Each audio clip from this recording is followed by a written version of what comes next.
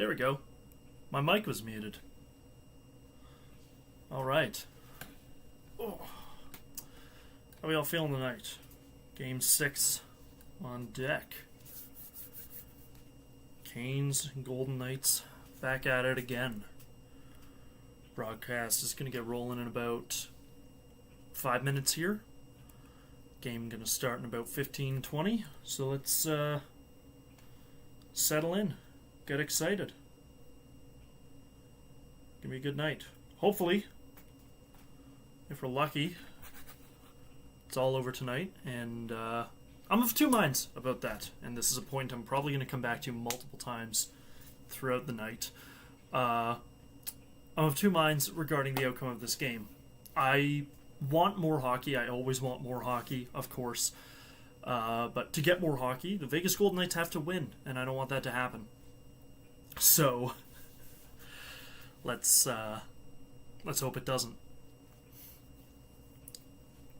You guys will notice got some new toys to play with. Of course, we got the score bug down here like we always do, but then up top here we've got chat. You guys can see all yourselves. Not that you couldn't read chat before, but now you're here on the stream with me, and I think that's very, very exciting. Okay, give it a couple minutes. Let some more viewers trickle in here, and then I really want to get two things from everybody. I want to get everyone's score predictions. What the final score is going to be, and if you think Carolina is going to win, then with your score prediction you also have to tack on who you think is going to win the Conn Smythe. And remember, it doesn't have to be a Kane. I know a lot of people, I know at the moment, if I'm not mistaken, the betting favorite for either team, regardless of the outcome, is Mitch Marner. There is absolutely a world where the Hurricanes win tonight, they win the Stanley Cup, but Mitch Marner still gets the Conn Smythe Trophy, which I don't think should happen. If the Knights win the series, then absolutely, give him the Conn Smythe. But I think if this chair is still not very comfy on my back. I think if the Hurricanes win the series, especially this evening, then it's got to go to Jordan Staal. The guy has been lights out, led his team through everything. He's been unbelievable offensively and defensively through this series in particular. So that is my pick, but I'm not just yet prepared to give my my score prediction. But if you are, drop it in chat. If you think you can predict the final score right now, drop it in chat. Give me your Conn Smythe winner predictions as well. And if the Golden Knights win tonight, you can always reuse your Conn Smythe winner predictions for Game 7. Because should the Golden Knights win this evening, we are going to go live again for Game 7 later in the week. So I got good news and bad news for those of you that have joined us for the last couple of streams. Good news and bad news. No sapsuckers today. Wasn't able to get a hold of one of those. But we do have All Reliable. Big bottle of root beer here. And to open it, I've got a katana. I have a katana bottle opener, which I think is very awesome.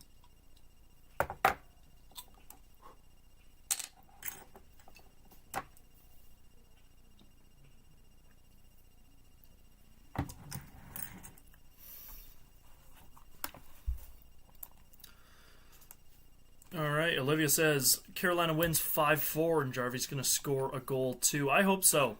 I really hope so. Oh, speaking of Jarvis, speaking of Seth Jarvis, I finally acquired some Nerds Gummy clusters. Finally got my hands on some of those, so definitely going to be enjoying those this evening. Actually, I forgot to grab them before I started streaming, so you know what? I think I'm going to go grab those now. So I'm going to be back in about 30 seconds with those.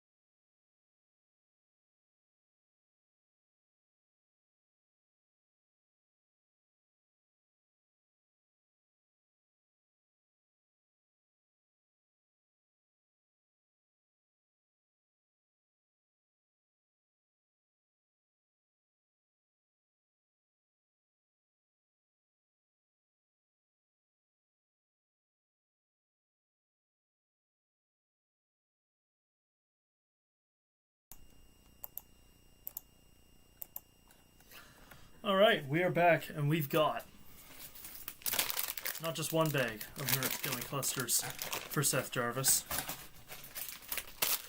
We got two. These are the superior flavor, everybody knows that. So anytime Jarvis' name gets mentioned tonight, definitely going to pop some of those in my mouth. You know what? I'm going to have some right now, because now that I've seen them, I want them.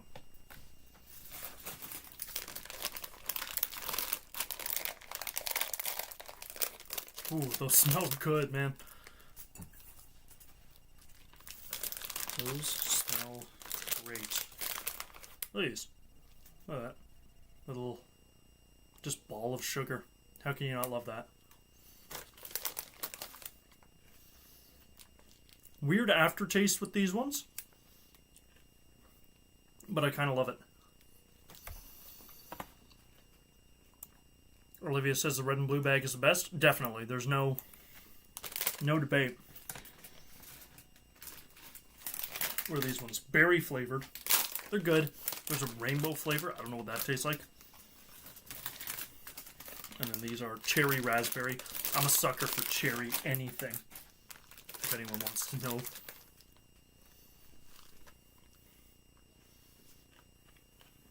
This is so good, man.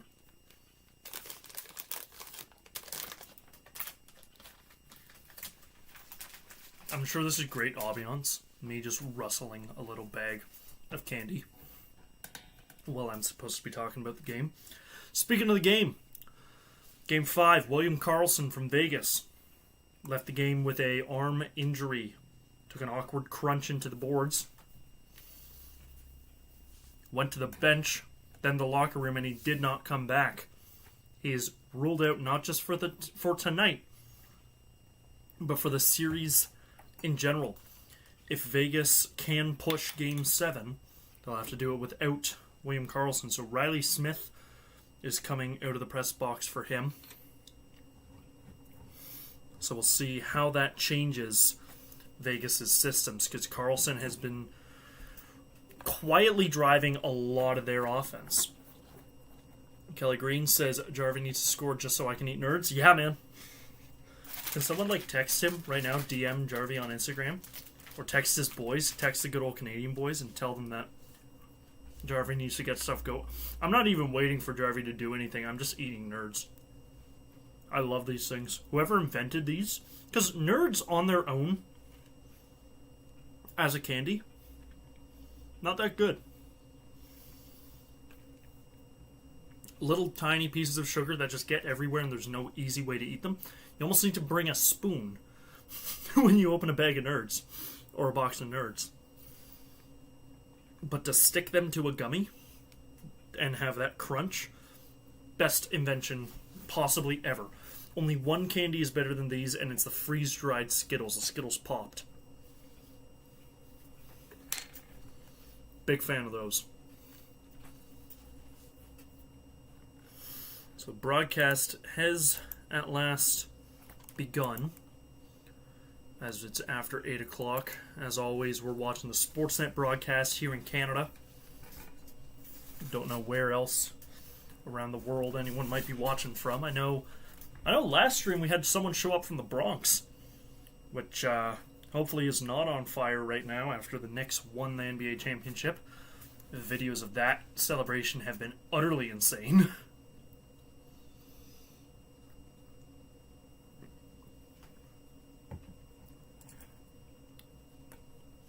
I'm hoping this game starts soon. I can't stand the Sportsnet panel just yapping about nothing. TSN's panel is fun, James Duthie is a great host. Love the antics of Jeff O'Neill. O-Dog, he's the funniest. But the Sportsnet panel is almost devoid of fun sometimes. And I hate to say that, because they probably have the better overall broadcast. I just don't enjoy watching it. As if the game is not on, I'm not sitting in front of the TV. TSN, I can't miss the pregame and I can't miss the intermissions. They make watching it fun.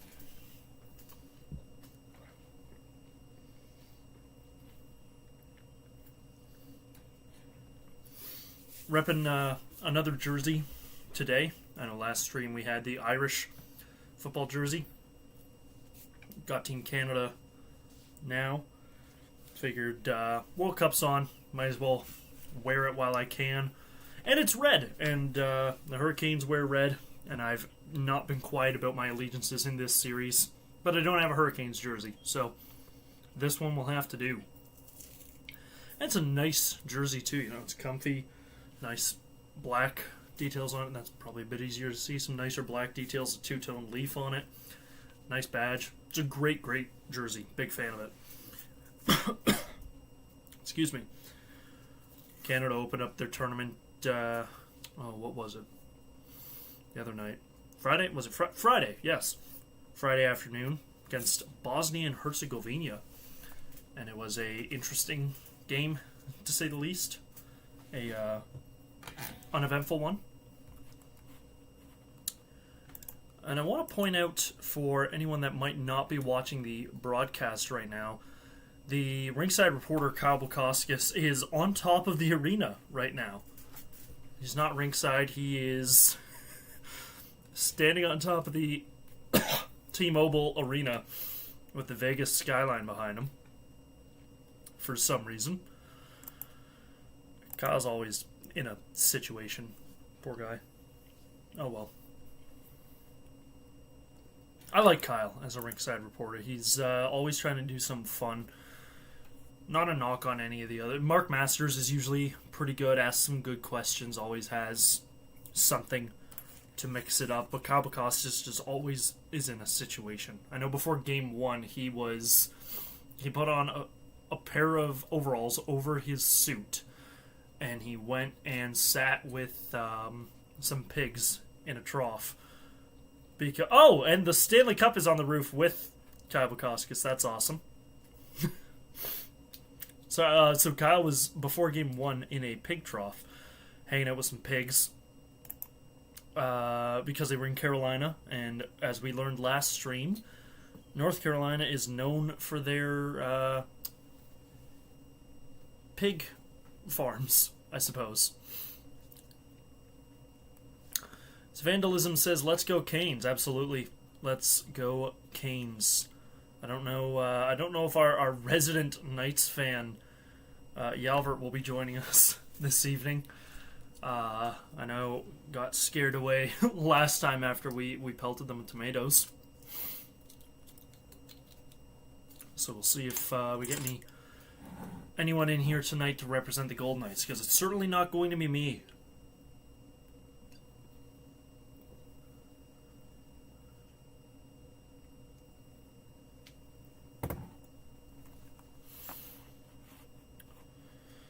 Game's going to get underway very shortly here, as I continue just dummying this bag of gummy clusters.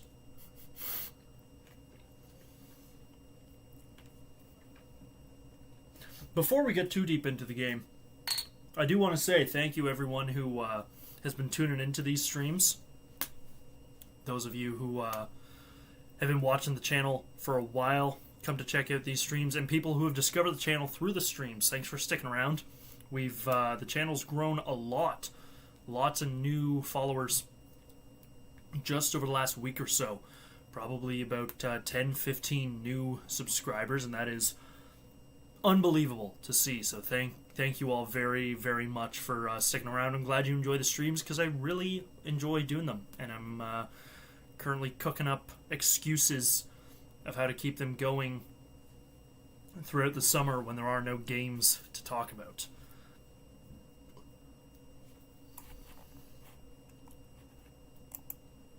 Another through line through these streams, one of the stories we've been following, is Mike Babcock potentially becoming the next head coach of the Edmonton Oilers, pending an investigation from the NHLPA. No more word on that, unfortunately. I guess no news is good news, but I don't know good for who. Good for people with a brain who know that it's not a good idea to hire Babcock, or good news for the Edmonton Oilers, who clearly want him as their coach.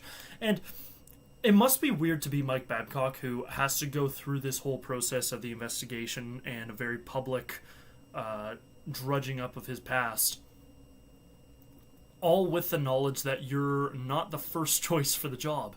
The Oilers really wanted to get Bruce Cassidy, who the Golden Knights fired just prior to the end of the regular season, before hiring John Tortorella, who has brought them thus far to tonight's Stanley Cup Final. The Oilers requested permission to speak to Cassidy, and the Golden Knights denied because, of course, even after you fire a coach, you do still pay out his contract and can determine who that coach is allowed to negotiate with. It's very silly. It's a stupid clause in the contract, but that's how it is. That's how it was negotiated.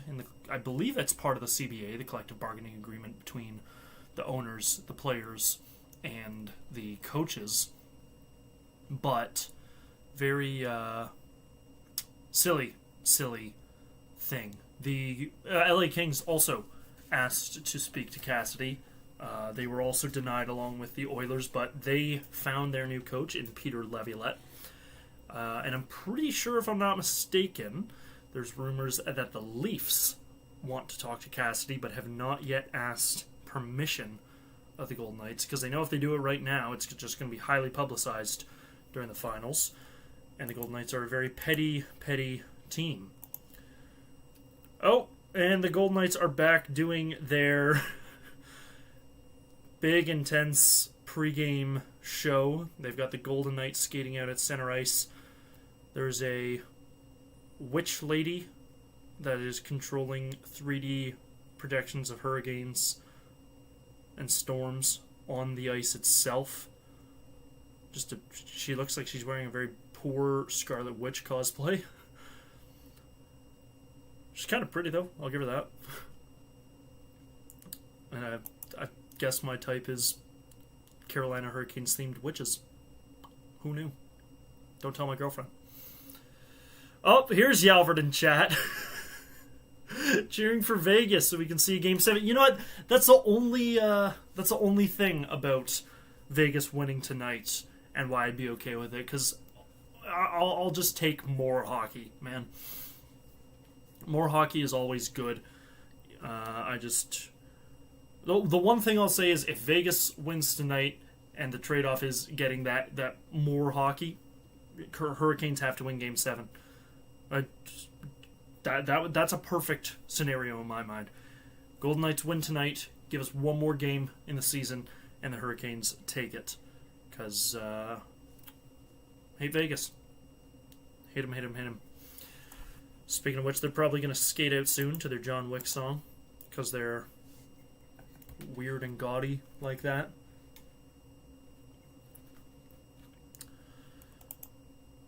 And now the Golden Knight is aura farming at center ice. He kind of looks like Coach Beard from Ted Lasso, if anyone's ever seen that show. Coach Beard minus the beard. So I guess just a middle-aged white guy. Yalvord says, I may or may not win a pool if Vegas wins in 7. Okay, good for you. How much money's in that pool? What's the take-home? What do you walk away with?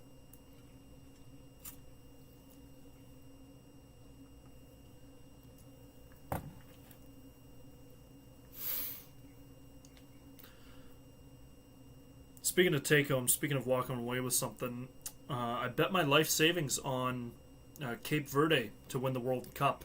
So, here's hoping that happens. The odds were not good. Cape Verde shouldn't even be in the World Cup, man. Expanding to 48 teams, is it? Got a lot of just nonsense. And let's expand to 100 countries. I want to see Isle of Man play in the World Cup next time. No money, but my name on a trophy, which is even better. You know what? I'll take that over money any day. Get your name on a trophy? That's awesome. This is a prestigious trophy? Is this a trophy we would have heard of? The great Stanley Cup Playoffs Pool Cup? Something like that?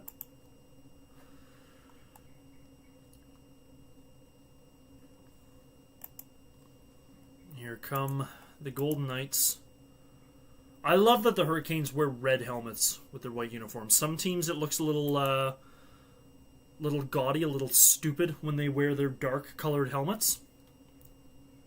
But I like it with the Hurricanes.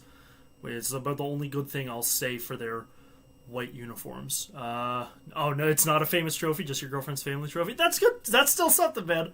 If you get your name on that trophy, it's prestigious for her family. There's that. If you get your name on that trophy, though, you definitely leave your impact on the family. No one's gonna forget your name then.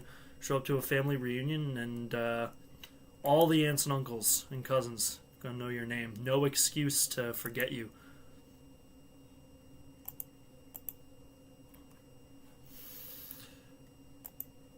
And they're showing clips now. The Golden Knights, when they won the Cup 3 years ago, Riley Smith, who was key in that final game. I think it was Game 5.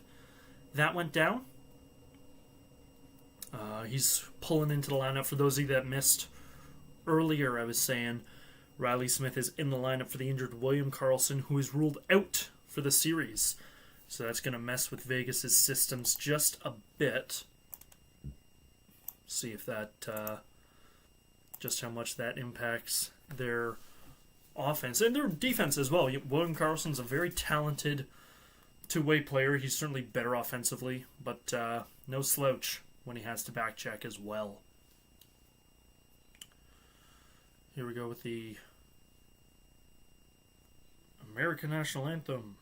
And said it a million times, but I'll say it again. In the finals, you should do both anthems, because this is a dual-nation league. Okay, I'll give the guy this. He's got a good voice. Nice opera-style voice. Anyone see, for Canada's kickoff game of the World Cup, they had Michael Bublé out there doing a concert? What a pick. I would have thought they'd save that for the games in Vancouver, where he's from, but good to see him out there, I guess. Speaking of Canadian celebrities, Mike Myers was at the game. That was great to see, ripping a red bucket hat in a Canada kit like this one. And he was sitting with Ryan Reynolds, who was just wearing a white dress shirt. No colors for Ryan Reynolds. Couldn't even put on like a Wrexham kit, his team. I don't know. Ryan Reynolds strikes me as one of those guys that, like, he's proud to be Canadian because he knows it'll, like, make him money. Like, he's made that his brand because he knows we'll watch Welcome to Wrexham, or we'll buy his maple flavored donuts at Tim Hortons, which, to be fair, are really good. That Ryan Reynolds maple donut, really, really good. Deadpool's donut. Yummers.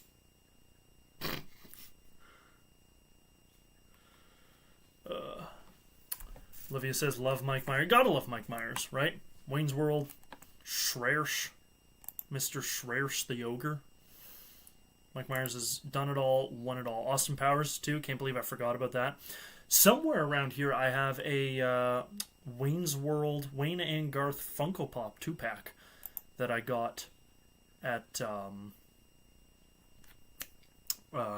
Expo Toronto a couple years ago.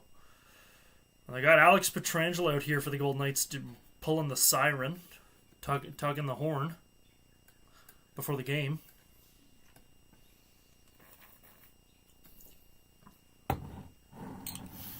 So at the very least, they just said this will be the last game in Vegas for the season. If Vegas wins tonight and forces Game 7, we're heading back to Raleigh. Brandon Bussey's back in net for the Hurricanes. Carter Hart still for the Golden Knights. He's got an .856 save percentage now. I'll be honest, that's average. That's not the kind of goaltending that wins you a Stanley Cup. So he's certainly not...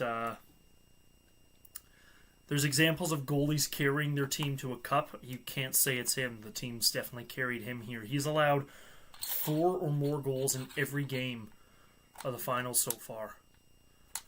which is to say I hope you bet the over. We're underway now, so I should probably get the clock started, eh?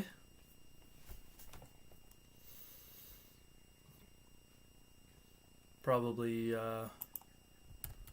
catch that up. Don't worry, as the game goes on, I always get better at the clock, paying attention to it. We'll be alright. We'll make it work. Brian Leaf says, love to see a Game 7. But I would prefer to see Carolina finish Vegas off. Game 7 sudden death. No thanks, go Canes. Yeah.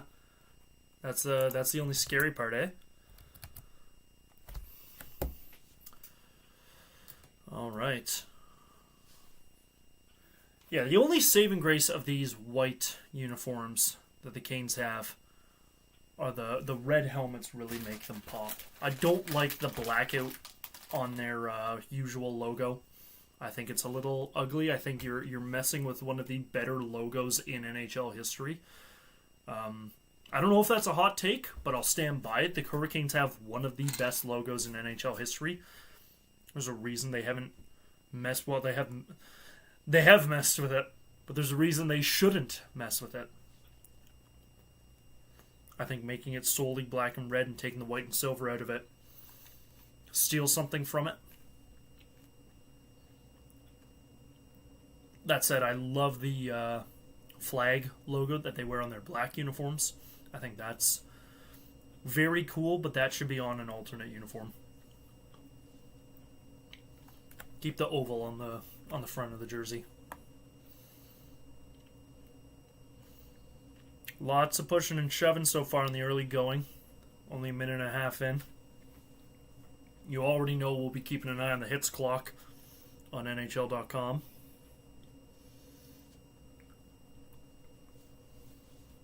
Vegas got very physical last game, so we'll see if that remains the case. Great chance there for the Hurricanes.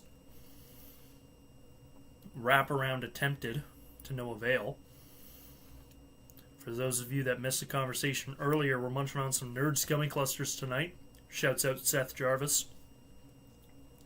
Told the story last stream, but Seth Jarvis keeps a bag of these. Where's the bag? There it is, behind me here. I shouldn't have opened it so deep. I've opened almost the whole side of the bag, so I'm going to have to pick it up sideways. Or here, I've got an unopened one. I've got two, because I'm fat. Seth Jarvis keeps a bag of those in every room of his house. Every room? You say? Yes, the washroom as well, even in his hotel rooms. Keeps a bag in every room. And when he was asked about it by the media, he did clarify that with the bag in the washroom, he always washes his hands before eating them. Which is good. I'm glad about that. As we get nice and call here against the Canes. Face off back in their zone.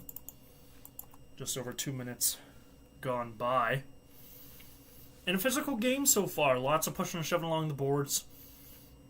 A couple of shots given. Taylor Hall got rubbed out along the boards a couple seconds ago there. He was in a bit of difficulty getting back to the bench. But he looks alright sitting there now. Got Jack Eichel and Logan Stankoven lined up on the draw. Eichel with the win. And the Knights went to set up, but now it's the Hurricanes back the other way. And Carrier dumps it on a 1-on-3. I like those odds for him.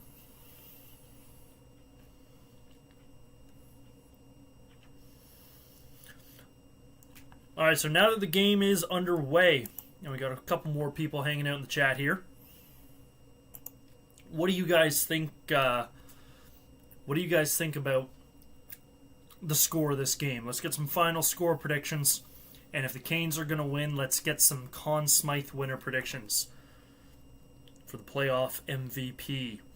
I'm going to say, let's go 5-4 Carolina, overtime. Game winner by Jordan Stahl, because that's just so picture perfect, having the captain score the game winner. And I'm also going to give him the Conn Smythe win. Actually, you know what? I'll say... Here's what I'm going to say. Seth Jarvis scores the game winner in overtime. And if/when he does, I will open a bag of Nerd Scummy Clusters and pour it directly down my throat. The whole bloody bag. Chat's getting active here. Juicy Mango, welcome back. Just about to ask what snack I'm eating. I have tried them cold. They are really, really good. You know, take them fresh out the freezer. I love gummies, especially gummies directly out the freezer. They're so good, man. Oh, they just popped a stat up on screen. The Golden Knights have never won a playoff series when trailing 3-2.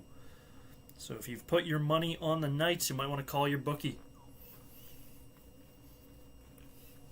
Do people use bookies anymore? Or have FanDuel and Sports Interaction done away with that? Any Bet365 guys in chat?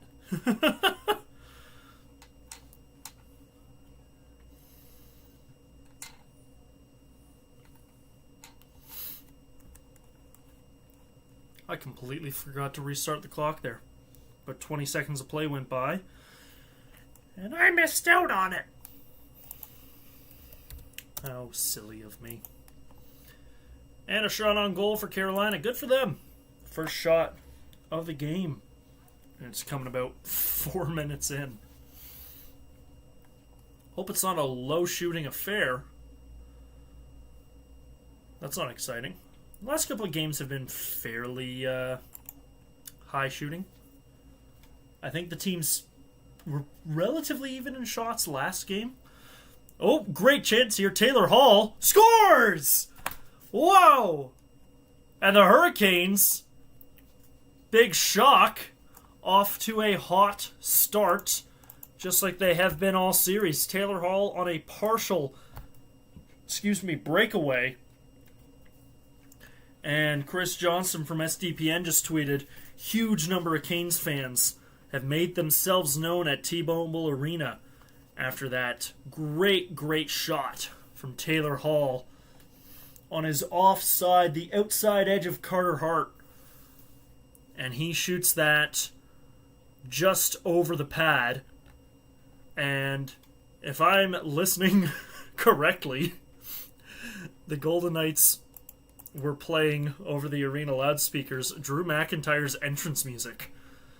That's another thing I do like about the Golden Knights. I like their introduction. I like that they skate. All I like about them is their music. Okay, I like that they skate out to the John Wick song, and they play in between breaks of play. They play a lot of wrestling entrance themes. And who doesn't love that? I do. How long have we been streaming here? We've been at this 34 minutes, and it only took 34 minutes to get a wrestling reference in here. I may have a problem. They pick out Drew McIntyre's song a lot, which it's just heavy drums and a bagpipe. Very fitting music for a guy whose name is the Scottish Psychopath, but still. Not something I'd associate with the Golden Knights. But they seem to like to play it. Speaking of bagpipes, have you seen the Scottish football fans that have absolutely taken over Boston lately? Oh, the videos are the funniest thing in the world. Just walking in and out of pubs. There was a pub in Toronto, an Irish pub. And Scottish guys just walked in there with some bagpipes, played a quick song, and then walked out. It was awesome. I wish I was there. I bought those guys a pint. Coming up now, 5 minutes gone in the first period. Shots 3-0 in favor of the Hurricanes in this 1-0 Game 6. Remember, if the Hurricanes win, it's all over but the crying for Vegas. Stanley Cup is in the building. And I forget who it was. Someone in the hockey media was walking around in the underbelly of T-Mobile Arena today, and they found one of the signs that says 2026 champions Carolina Hurricanes. So at the very least, the league is prepared for that to be the outcome this evening. Or if you're a conspiracy theorist, the league has already decided that the Canes are going to win tonight. I'm sure a lot of Vegas fans are going to believe that should it occur.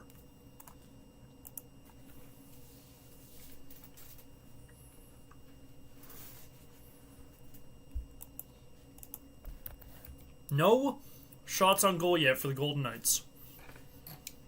Not what you want to see out of a team whose season is on the line.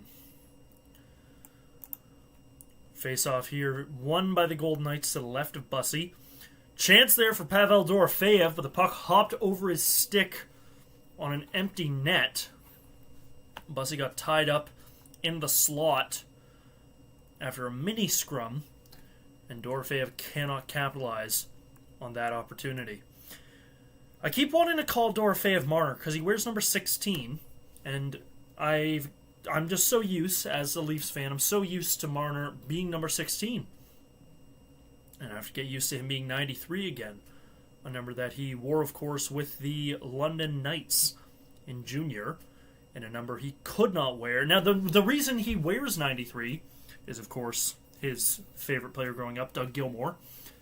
And that is the reason he could not wear that number with the Leafs, as it is retired for Doug Gilmour, with a banner hanging in the rafters. There we go. Golden Knights with a shot on goal, finally. That happened probably about a minute and a half ago, but I wasn't paying attention to the shot clock. So we got up there now. Shots 4-1, as an icing against the Canes is waved off. And the Golden Knights are going to try and come back the other way. 7 minutes gone here in the opening frame of Game 6. And the hits are already 6-4 in favor of the Hurricanes. And the face-off percentage heavily in the favor of the Golden Knights, which is uncommon for this series. Canes have dominated the face-off percentages, mostly in thanks to their captain Jordan Staal, who has been a wizard in the dot. Right now, of 9 face-offs taken, 7 in favor of the Golden Knights. That's 77.8%.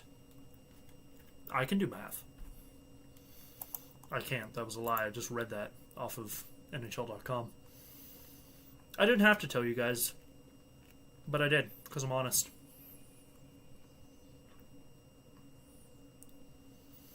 Canes now playing keep away in their own end as they wait for a line change. That is dumped down the ice, waved off, no icing. And the Canes now trying to make something happen in the offensive zone. As the puck is squeezed along the boards, comes loose, Vegas back the other way. I'm seeing a lot. Maybe I'm just noticing him because he's already scored tonight, but I've seen a lot of Taylor Hall so far. That guy is all over the puck.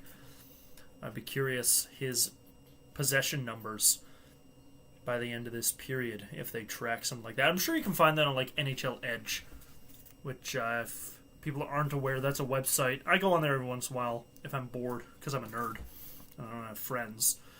But NHL Edge is a website with a lot of advanced stats for every player. It'll tell you what an individual player's top speed is, their fastest shot, their hardest shot, time on ice, total time on ice, their expected goals.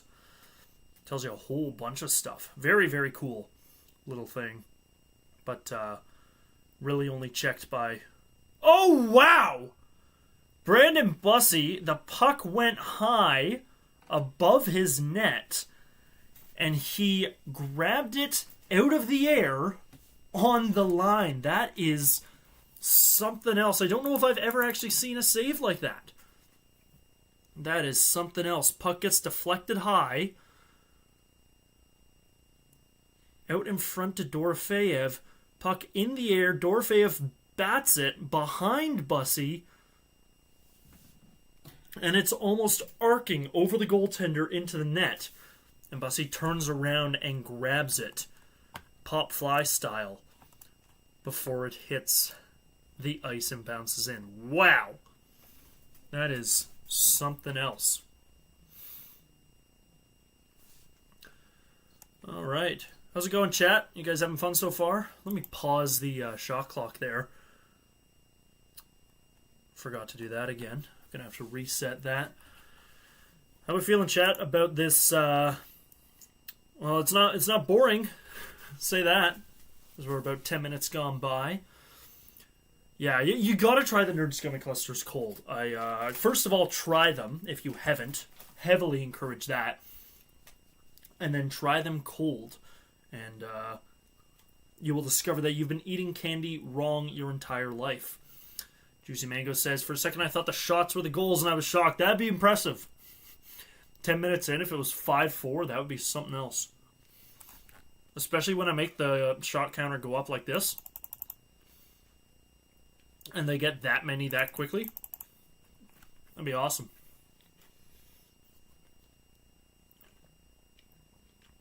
Speaking of which, let me reset the clock a little here. 10:38. I let that thing go by almost a minute. I gotta get better at that. My bad. We're working on it. You know what? These nerds are great, the cherry raspberry. But they're my favorite, and I kind of want to keep them for later in the game. So we are going to be fat. We're going to open the berry Nerd Scummy Clusters, which I said off the top I was only going to eat if they mentioned Seth Jarvis's name. And despite that, I've already eaten half a bag, and I don't even think I've seen the guy on camera. Let me live my life. Let me be fat. Here we go. Berry Nerd Gummy Clusters. I should have gotten all 3 flavors and just, like, absolutely chowed down during this stream. So these are great, too. I don't think there's a bad flavor, man. Nothing but bangers coming out of... Who makes these? Is it Wonka? I think it's Wonka makes these ones. Dude, Willie knows how to get it done. And I ain't talking no Nylander. Game back underway now. They've deducted a shot from the Golden Knights. So it is 5-3 shots. As we hit just about the 10-minute mark here in the first. 10 minutes down, 50 to go in this potentially decisive game. The hits are flying. I'll say that. The Golden Knights definitely know there's a sense of urgency in this game. Hurricanes coming into the offensive zone, trying to set up Taylor Hall again with a great shot. Carter Hart's sitting on his butt. And there's a tripping call going against Jackson Blake. I think they're going to call him for tripping Carter Hart.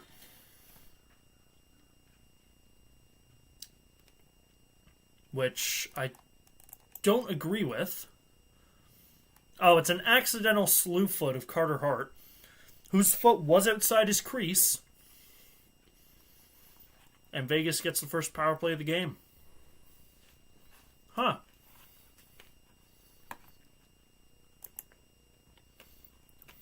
Wasn't expecting that. Juicy Mango says, highest scoring game of all time. Alright, there's, I know some people earlier, I know Brian Leafs was asking earlier about trivia questions tonight. There's our trivia question for the first period. At the end of this period, I want the correct answer. What is the highest scoring game in Stanley Cup Finals history? Specifically the finals, not playoffs, not regular season. The highest scoring game in finals history. If someone can tell me the final score of the game and what teams participated, you win my respect. Which is greater than any prize I could potentially give out. And no looking it up either. I'll know if you looked it up. I'm looking it up right now just because I cheat. I cheat on Most things. Tests. Blood tests. I've cheated on blood tests before. Drug tests. Cheat on those daily. Never cheat on your barber, though, folks. Never cheat on your barber. Always gotta trust that guy. Highest scoring game in Stanley Cup Finals Histoire. I'm bilingual.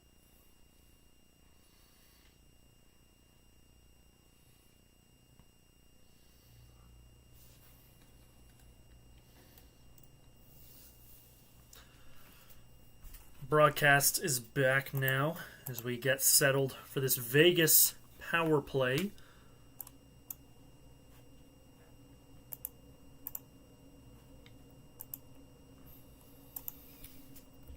Sounds like the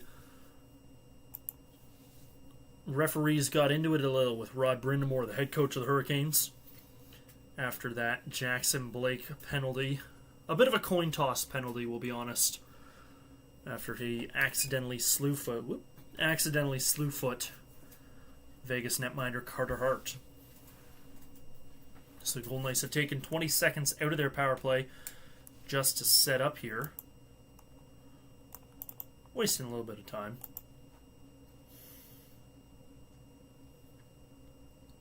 So they're showing the penalty again here. Carter Hart's foot is outside the paint. It's one of those gray areas. Personally, I wouldn't have called it, but then again, I'm not a referee. And I hate Carter Hart. I think he shouldn't be playing in this series or in the league at all. In fact, he should be in prison. So, slew foot him again is my vote. As play resumes. And then it doesn't. After a quick shot on Bussy by Mitch Marner. Mitch Marner's hair is getting long, man. Oh, they don't have barbers in Vegas? Oh, right, you don't cheat on your barber. You got to come back to Toronto to get your hair cut. I forgore. Still not much of a playoff beard. I was always wondering if Mitch Marner could grow a playoff beard, because here in Toronto I only ever saw him grow into Game 7 of the second round, which not a whole lot of time. But it seems here, even here, in the late stage of the Stanley Cup Final, that man cannot grow facial hair to save his life. I think probably his son could grow more hair than him, and his son's like not even a year old. What's his kid's name? Miles Marner. Okay, Tomas Hertl gloves the puck off the face-off, so we're going to come back outside the Carolina zone. Oh, they've put him in the box. Not even. So we're going to play some 4-on-4 for the next minute and a half. How about that? It's exciting. Delay of game after covering the puck on the face-off. So for the next minute 29, we get a little more open ice and some 4-on-4 hockey. Face-off to the right of Carter Hart. That's intriguing. This isn't the first time this series we've played some 4-on-4 hockey. There were some offsetting minors in Game 4, I believe. Don't remember what for exactly. After only 3 seconds go by in that play, a blistering slap shot from Shane Gostisbehere. But it's right into the breadbasket of Carter Hart. So we're going to have a face-off again in the Vegas zone, but on the other side. Braden McNabb is still rocking the cage. Still got the bird cage on the Vegas defender after taking a puck up high in Game 2. Which feels like forever ago, I gotta be honest. I wasn't even doing streams back when Game 2 happened. My first stream was Game 4. I wish I started at the beginning of the series. Would have been a fun journey. But everything happens for a reason, and for some reason I started with Game 4. And here we are now for Game 6. Not even the first period gone by, and already 131 people at one point or another have tuned in, which is exciting.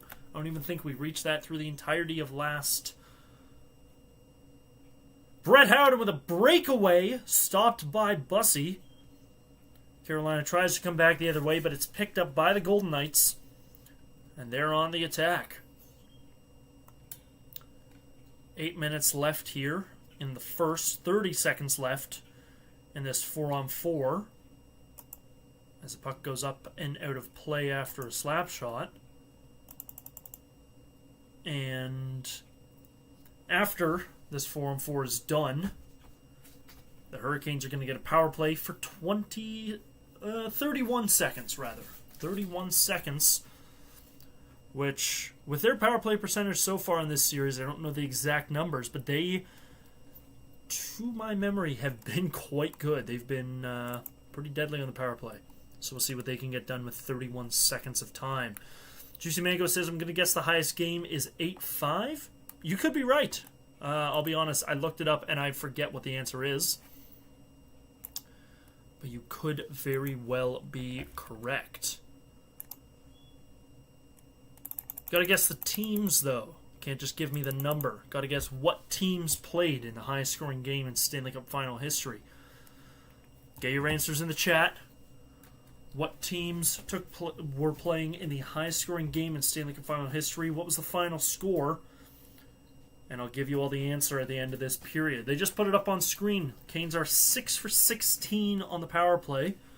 I don't believe this 31-second power play is going to count towards that, as they've only got about 12 seconds now and they dump the puck in. So who knows if they'll even have possession. Puck out in front. Oh! Mad scramble as Carter Hart dives back in goal. He came out to play the puck and went out in front for a waiting Canes player who could not capitalize on the opportunity. Too many bodies in front. So we're back now to even strength action. Ooh.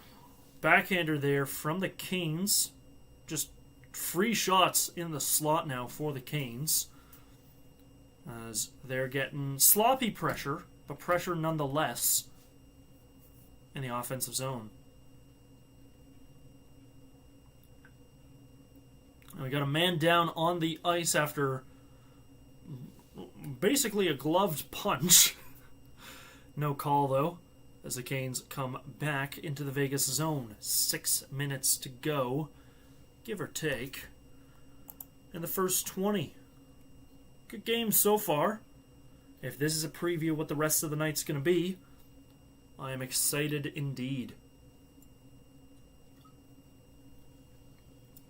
Jack Eichel brings the puck there to Brandon Bussey, but is turned away very easily. Canes try to break out of their zone. Knights just send it back in. No icing.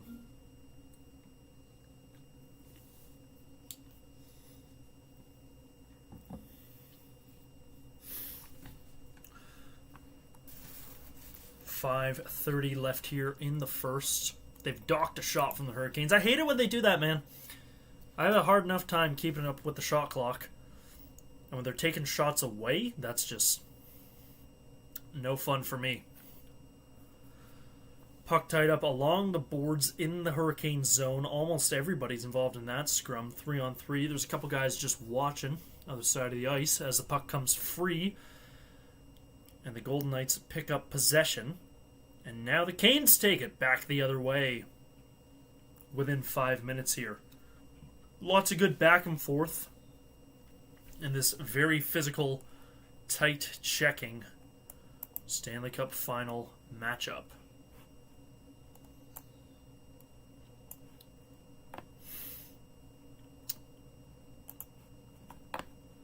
Juicy Mango says, I only know the Leafs and I can't Google it. Make up a team.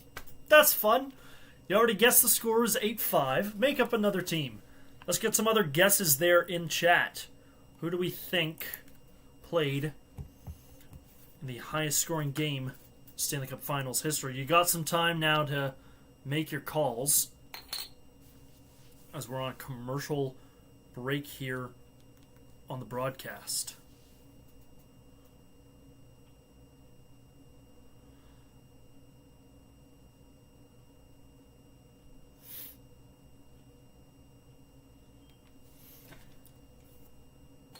So a couple of housekeeping items while we got people's attention regarding more streams. If Game 7 ends up going down, we're going to have another stream for that. I believe that's coming at us Tuesday night.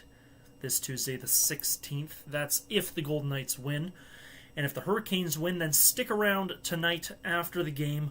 We're going to keep the festivities rolling, keep the stream going late as we watch the presentation of the Stanley Cup together, presentation of the Conn Smythe Trophy, and see a little bit of the celebration for the Carolina Hurricanes as they crack some beers and have a good time. Who knows, maybe I'll even have myself a wobbly pop, as they say, and celebrate alongside Seth Jarvis and the Canes.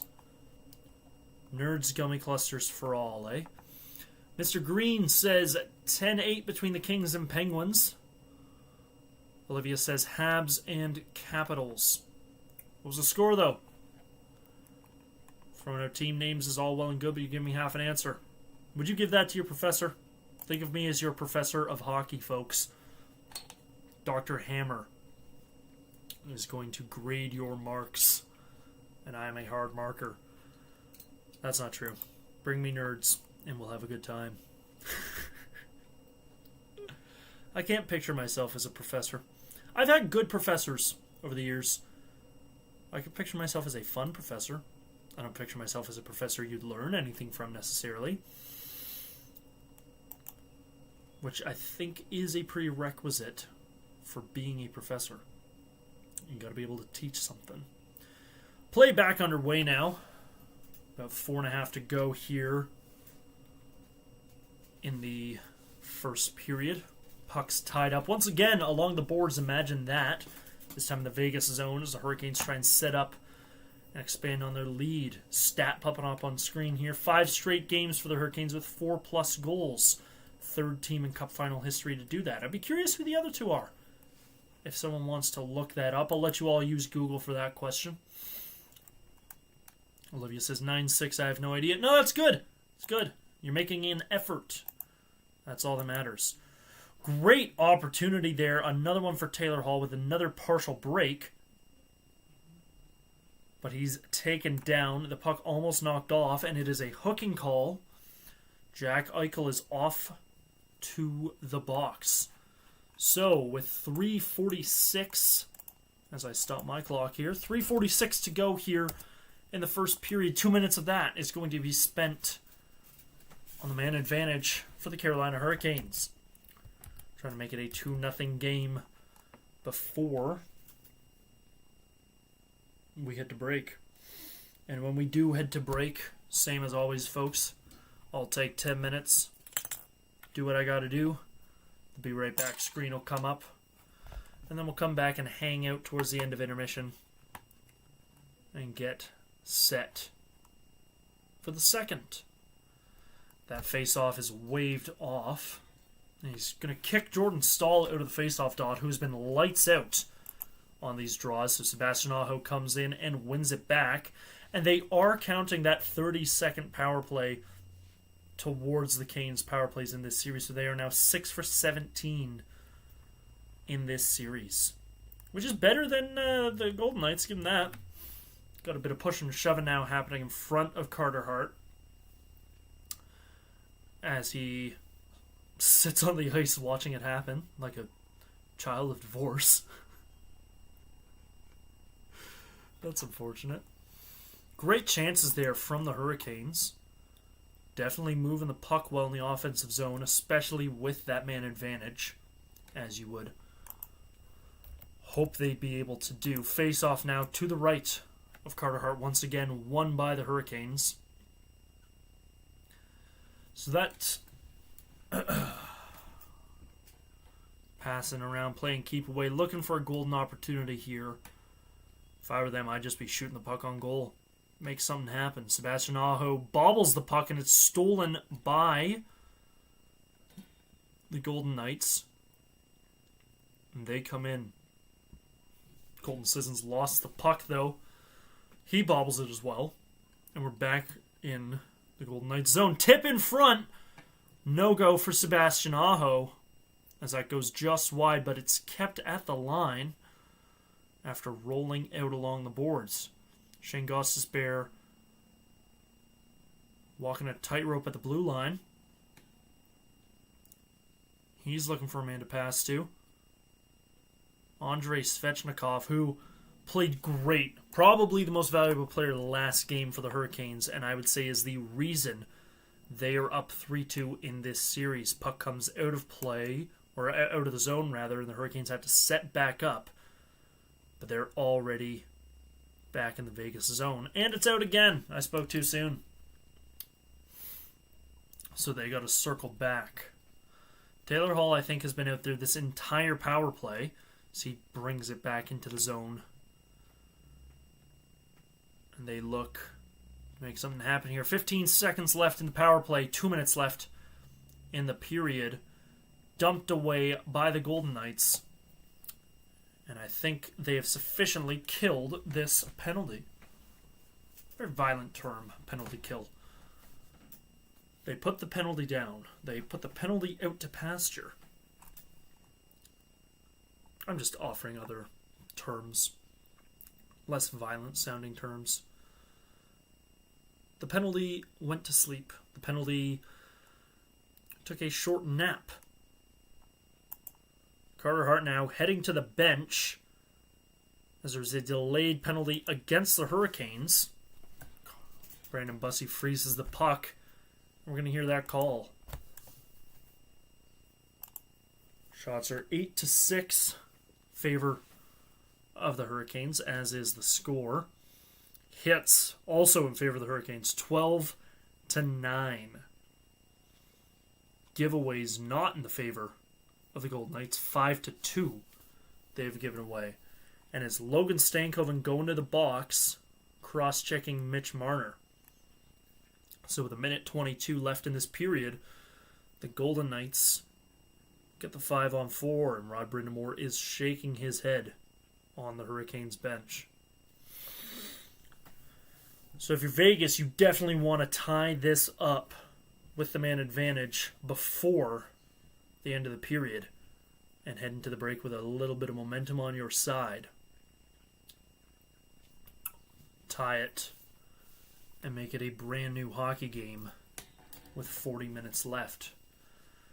We'll see what the next 1:22 brings us as the Golden Knights win that face-off. They're passing around. Jack Eichel's got it down low. Walking the goal line as he takes that behind the net. He's got Mitch Marner on the wing, who now is out in the high slot, passes it off.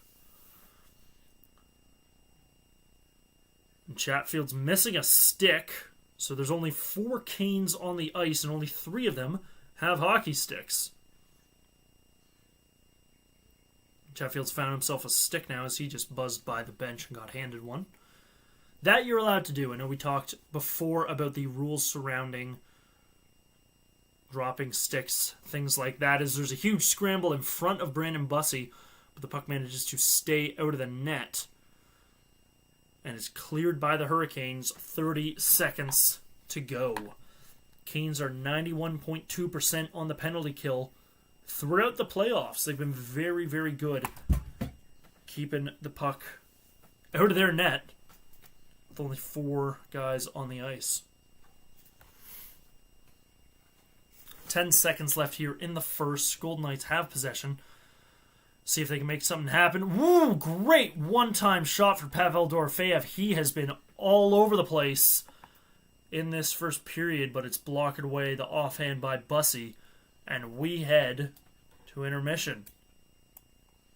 Wow. So Vegas is going to start the second period with the man advantage.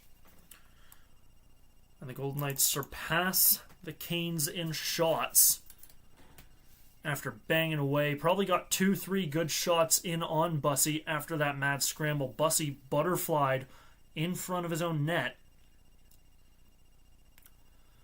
And everyone heads down the tunnel. So 1-0 for the Hurricanes. 9-8 Vegas shots, and the hits 13-10 for the Canes here in Vegas for Game 6. And as I said, Hurricanes lead 1-0. 0-0. What do you think of that, chat? Not bad at all. All right, I'm going to take my 10-minute break, but before I do, I'm going to give you guys the answer to the trivia question I asked you all. What is the highest scoring game in Stanley Cup Finals history? Got a lot of good answers, a lot of varied answers in chat there. And the answer for you is, this is coming at us from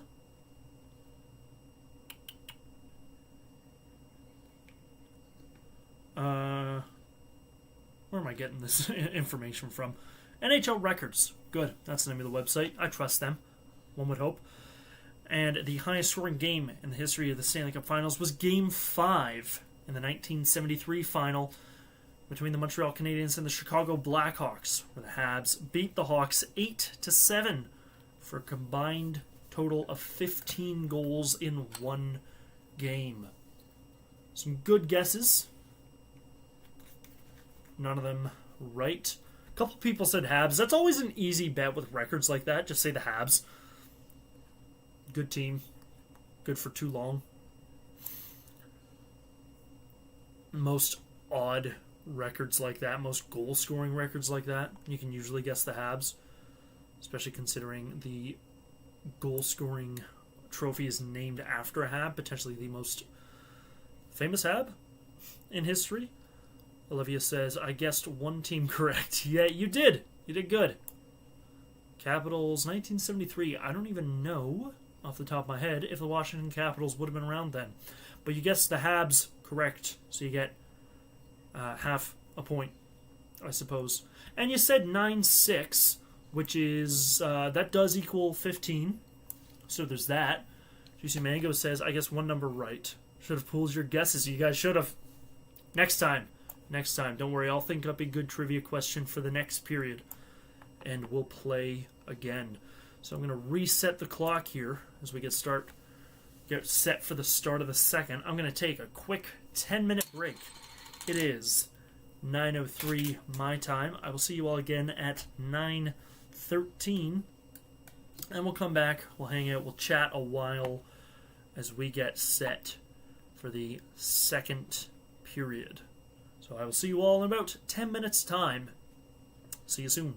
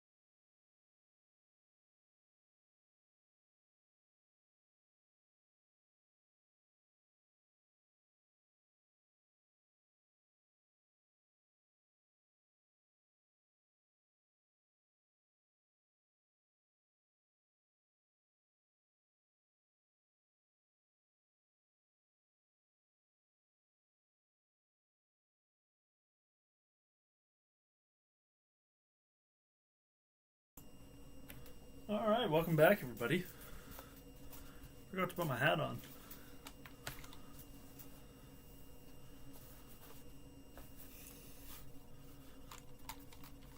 I really need to get a haircut. That's why I wear hats on every stream. It's not even because I just wear hats in every video, which, okay, I guess that's kind of my brand, especially this hat now. But, I just wear a hat because my hair is way too bloody long. New period, new root beer. And this one's actually cold. Last one I was drinking was a nice, crisp, room temperature. Oh well. Just want to check and see what the scores in some of the World Cup matches are today. Because I know Japan was playing. I've been keeping an eye on them. Quite like their team. They had a 2-2 draw with the Netherlands. Côte d'Ivoire beat Ecuador 1-0. And then coming up in about an hour, you got Sweden and Tunisia. People are calling it one of the games of all time. Sweden and Tunisia. Fascinating stuff.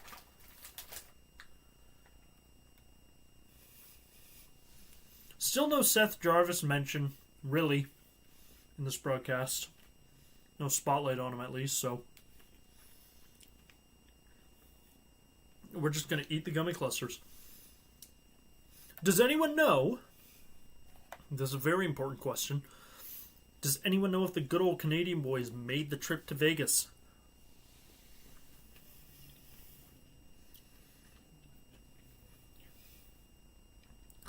Does anyone know if Seth Jarvis's boys made it there? I'm going to check Instagram right now and see if they posted it on their story.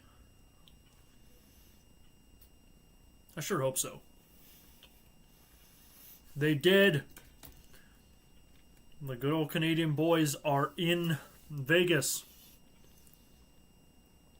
Here they are. Took a picture there. All of them repping the black jerseys as well. Not bad at all.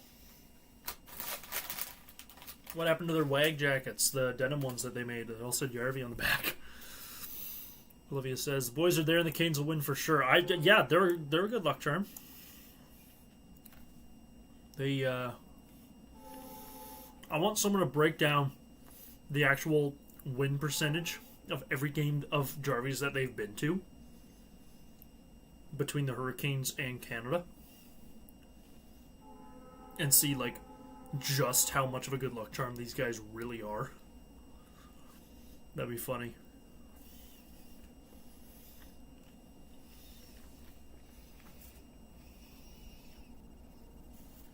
So, I mentioned briefly that we're going to have a mini celebration should the Hurricanes be victorious tonight. Going to stay late, watch the handing out of the Conn Smythe Trophy and the Stanley Cup, see some of the festivities, and if that occurs, the players are going to be having a drink, so I will as well. But, just a little drink, of course. But here's the deal. Because of, and I have no idea, I haven't actually confirmed this, if this is true, but I heard something about there's some rules on YouTube surrounding how you drink stuff, showing labels and things.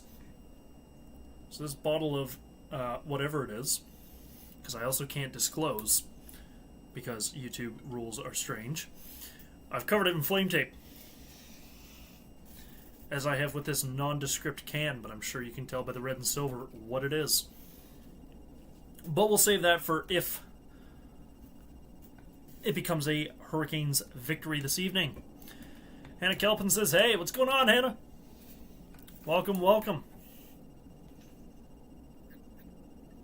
Good to see chat busy tonight. We haven't had that for every game. It's good to see everyone buzzing, having a good time in this one. Hopefully it continues to be a good night indeed.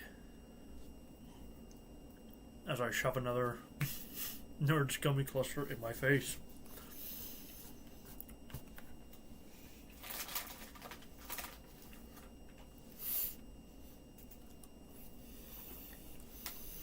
Hannah says OG fan. That's true.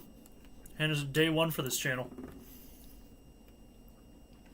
Juicy Mango says you could also grab a can cooler. I've got one.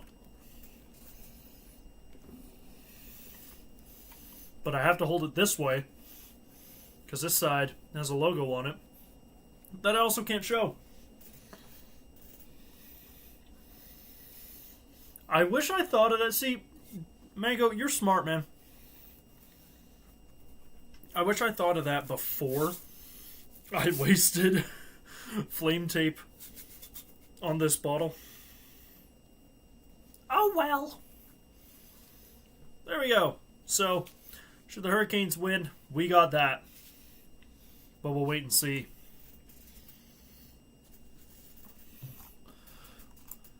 Somewhere around here, I've got a nice, like one of those can koozies, the foam ones, that I got at a live wrestling show, an indie wrestling show. There's a promotion here in Southern Ontario called Great Canadian Wrestling. And they hand out little goodies like that. It's a great company. They've had some legends come through there. The Good Brothers wrestled there. Eric Rowan showed up.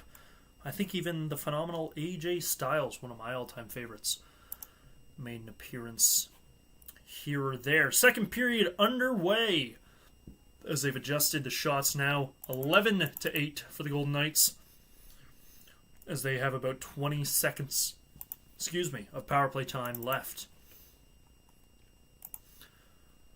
Mango says, I gotta send you a link to one I got. Yeah, I like the one you have. You showed it to me, man. I like the one you've got. I could use something like that. Use that at work. Get my energy drinks cold.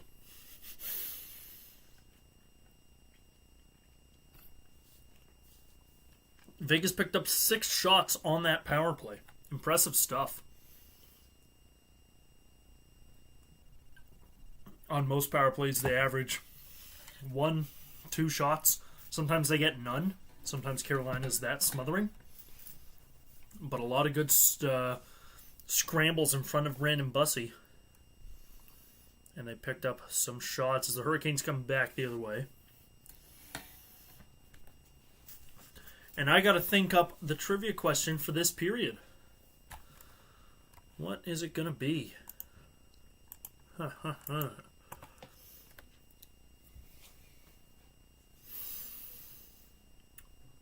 Let's see.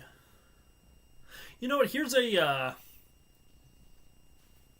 fun one. The Hurricanes.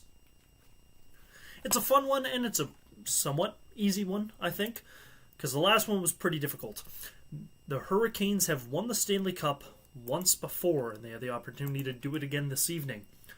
What year did the Hurricanes last win the Cup, and who was it against? How about that for a trivia question? And we'll debrief at the end of the period in about 18 minutes. The answer to the question. So get your answers in chat now. Get your guesses.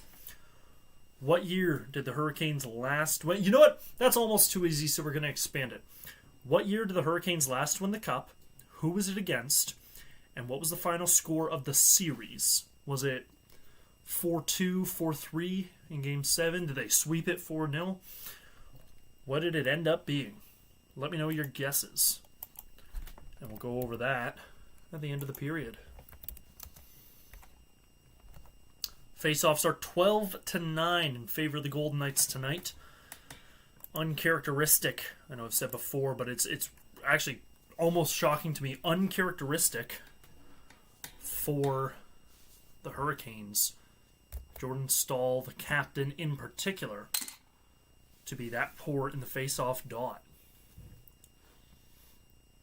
Face-offs they're evening out a little. Previously, it was like 7-9 in favor of the Golden Knights when I checked. It is now 13, or 7 out of 9 for the Golden Knights, rather. It is now 13 out of 22 for the Golden Knights. Hits are 14-12 for the Canes. Still a fair few giveaways for the Knights at 5-3. As we settle in for a face-off won by the Hurricanes to the left of Brandon Bussey. But that one looks dumped down the ice for an icing call, and we're just back the other way again. Shots in favor of the Golden Knights, but the score most definitely is not. Hurricanes up 1-0 in this potential elimination game for the Golden Knights, if you want to look at it that way.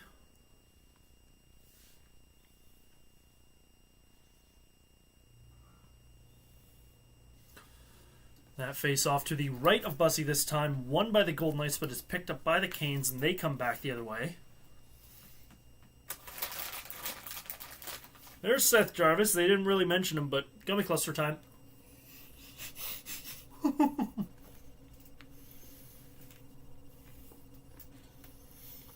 Do you guys think...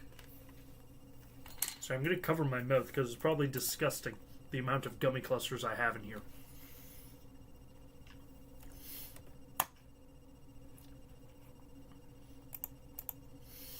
Jordan Staal with a great chance there, stopped by Carter Hart. Wow.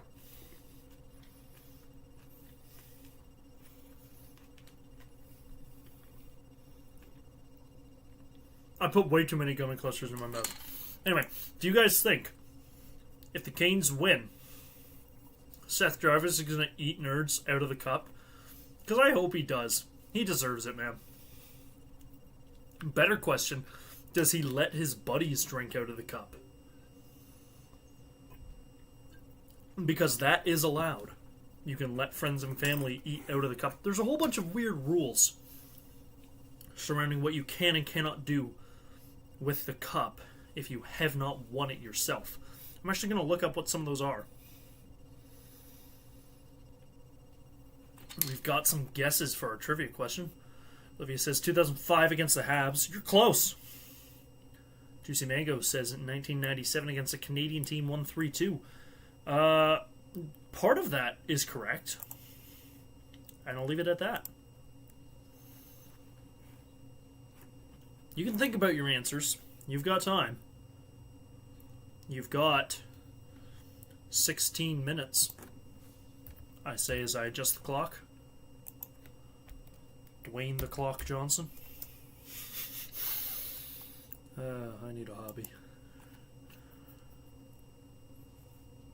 Jordan Staal is huffing and puffing on the bench now. That old man is winded. What was I doing? Oh yeah, I was looking up rules about what you can't do with the Stanley Cup. Tomas Hertl with a great chance there. A 2-on-1 for the Golden Knights, but it's blocked in front by a downed Hurricane. And now chaos in the Carolina zone as the puck gets out, but still in the possession of the Golden Knights. What can't you do with the Stanley Cup if you haven't won it? So there's our icing call now against the Hurricanes. Just about 5 minutes gone here in the middle frame. What can't you do with the Stanley Cup if you have not won it? Alright, here are the rules. If you haven't won the Stanley Cup, there was a strict unwritten rule, although you're kind of told you can't by the keeper of the cup. You cannot hoist, lift, or carry the trophy above your head if you have not won it yourself. Additionally, many active players and fans avoid touching or kissing the trophy at all, as a famous superstition claims it will curse you to never win it.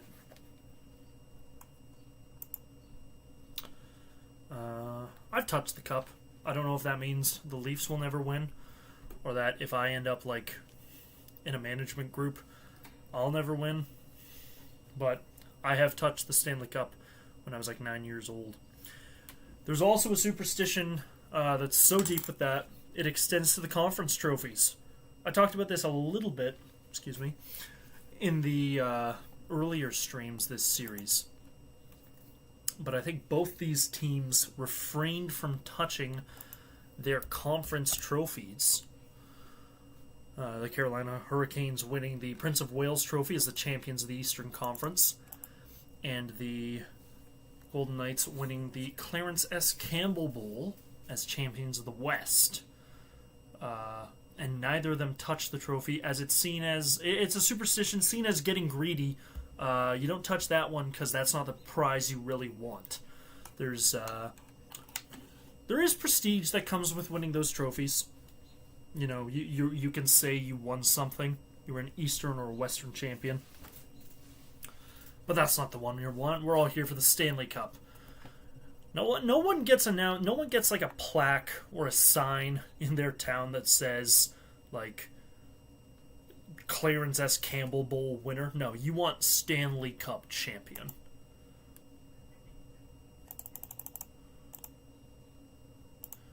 As I toy with my clock there a little bit. Adjust that. Just in time for an icing call against the Golden Knights. Back the other way.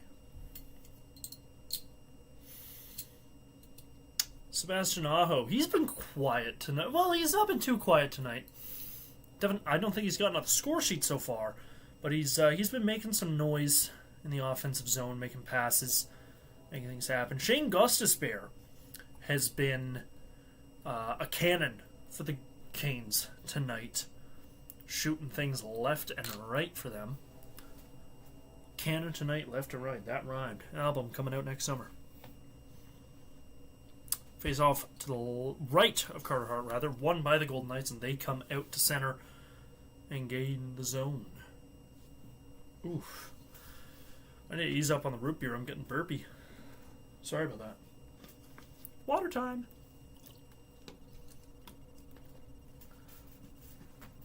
For as much talking as I'm doing this evening, it's actually difficult to do so right now. I burned my tongue at supper. Had some lovely pasta, but it burned my tongue. Of course, I did it on a night where I gotta talk for 3, maybe even 4 hours, depending on how late this goes. Because we're going if there's overtime. If there ends up being overtime tonight, we are sticking around for the whole thing. And if the Canes win, we're sticking around for the celebration. 2-on-1 now for the Hurricanes. Taylor Hall waiting for the puck. That gets sent completely wide. I don't know who the shooter was. No opportunity. Back the other way. 2-on-2 for the Golden Knights. Also shot wide. Nobody can find the net right now. I forgot to start the clock yet again.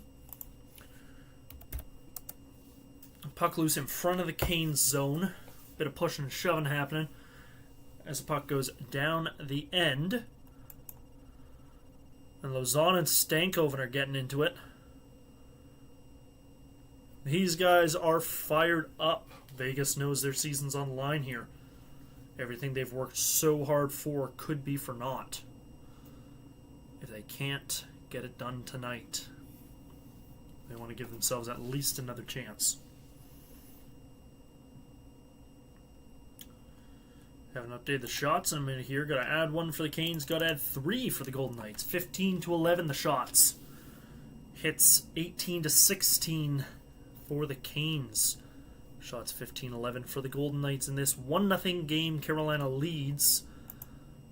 13 minutes, 20 seconds remain in the second period here in Game 6. Must win for the Golden Knights. As they come into their own zone, gain the zone in Carolina's end, and almost immediately lose the puck. So it's Carolina back the other way. And we're going to play some back and forth in the neutral zone. I'm feeling here in the second chat. Brian Leafs says Carolina in 06 versus Edmonton. And the series went to 7. 4-3 games played. I'm not going to say he's right. I'm not going to say he's wrong.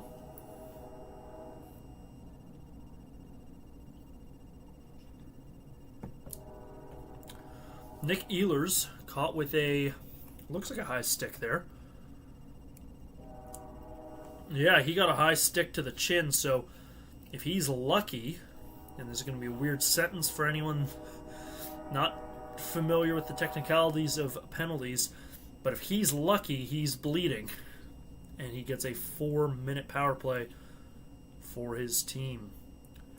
TV timeout time, and we got a Michael Cera Blue Jays commercial going. Of course we do. And a Jonathan David Timbits commercial. Of course we do. Jonathan David played very well in Canada's opening match at the World Cup. Missed the goal more than a couple times. Canada got plenty of opportunities in that game, but they just kept going wide. Lots of corners as well. Like a weird amount of corner kicks for Canada. Oh well. They didn't lose, so there's that. 1-1 draw against Bosnia, and then a 1-1 draw for Switzerland and Qatar as well. So Group B is wide open. Canada with a great opportunity to advance to the group stage for the first time in history. Here's hoping they do. It'd be great to see. We've picked up a couple subscribers tonight, chat. So if any of you that have subscribed this evening are still hanging out, thank you very much for coming in. Glad to have you. I said earlier, but I want to reiterate for anyone that wasn't tuned in yet or didn't hear.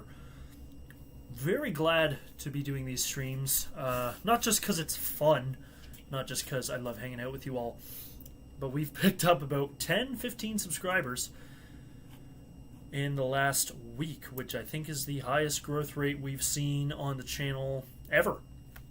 Very exciting stuff, indeed. Game's coming back now. We'll see if the Hurricanes got that 4-minute power play or if it's just 2. A high stick. Nick Ehlers. I don't know who went to the box. Oh, they're not going to call it. Me and my big mouth. I thought for sure they would have called that. But we remain 5 aside here with about 12:46 left in the second period. Face off to the right of Bussy, won by the Canes, stolen by the Knights. Now we're going to fight for it in the Carolina zone. Golden Knights at this point just want to tie the game up so they can regroup, get a bit of momentum on their side.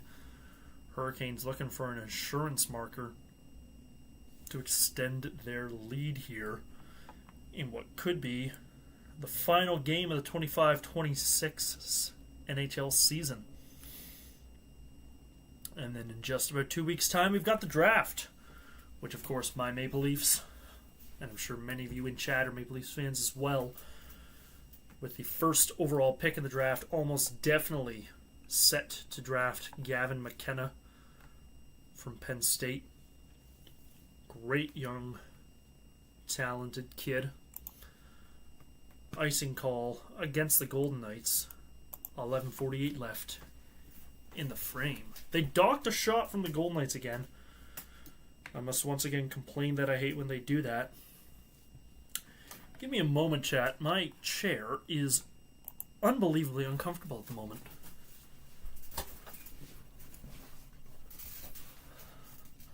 That's better. That's a little better. Not fantastic. Nerds time.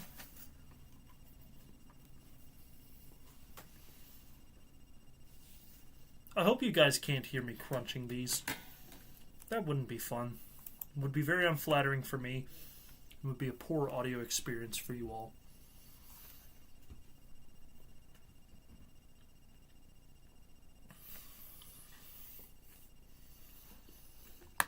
Here I go, forgetting to start the clock again. 11:30 left in the second period. Bit of back and forth going down.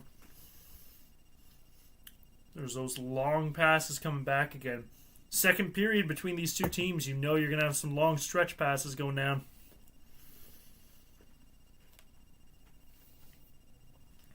Haven't seen a shot on goal in a minute, though.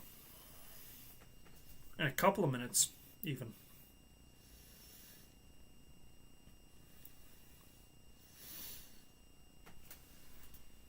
In fact, only 3 shots per team through the first 10 minutes of this second period, as that gets iced by the Hurricanes back to their end.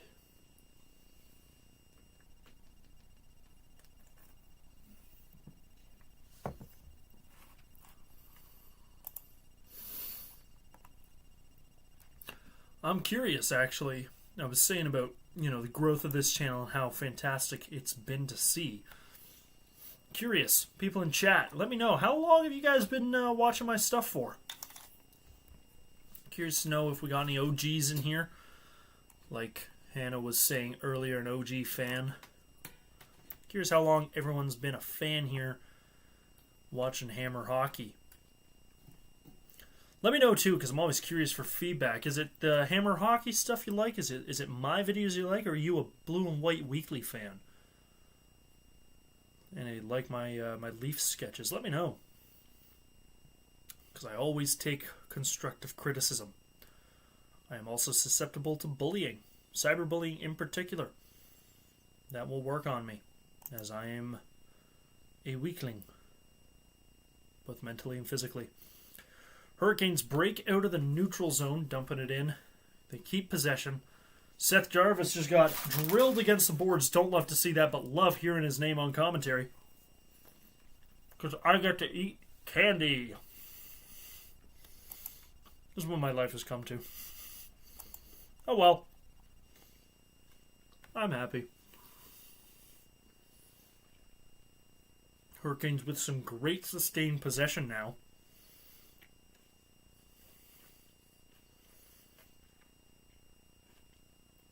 Nick Ehlers is wheeling all over the Golden Knights zone.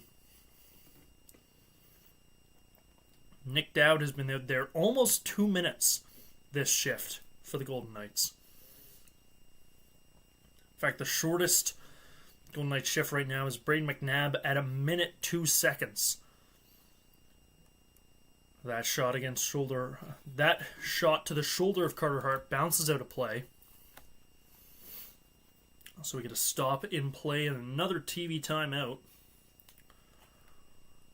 And we have passed the 10-minute mark.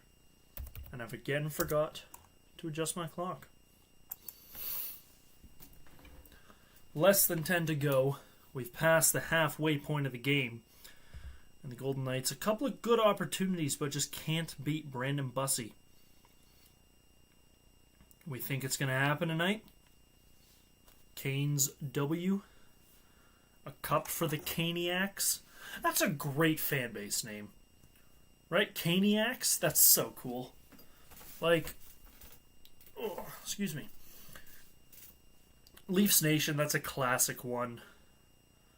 Habs fans, what do they call themselves? Losers. That's a classic one as well. Senators fans, nerds. Not the tasty kind.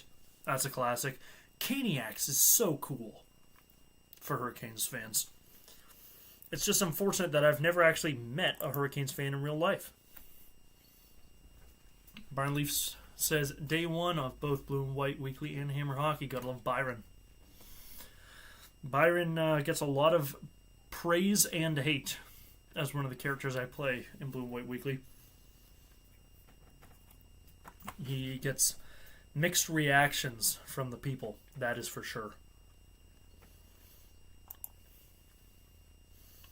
I think Riley, my ringside reporter, Riley Roberts, is the fan favorite, though.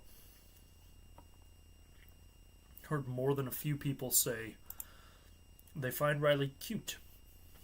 Don't know if that's a compliment to me, or the costume I wear, or how I portray him. But we'll take it. Seth Jarvis is on the screen. More candy. Ah! The game's back on, obviously, as we get set to drop the puck here.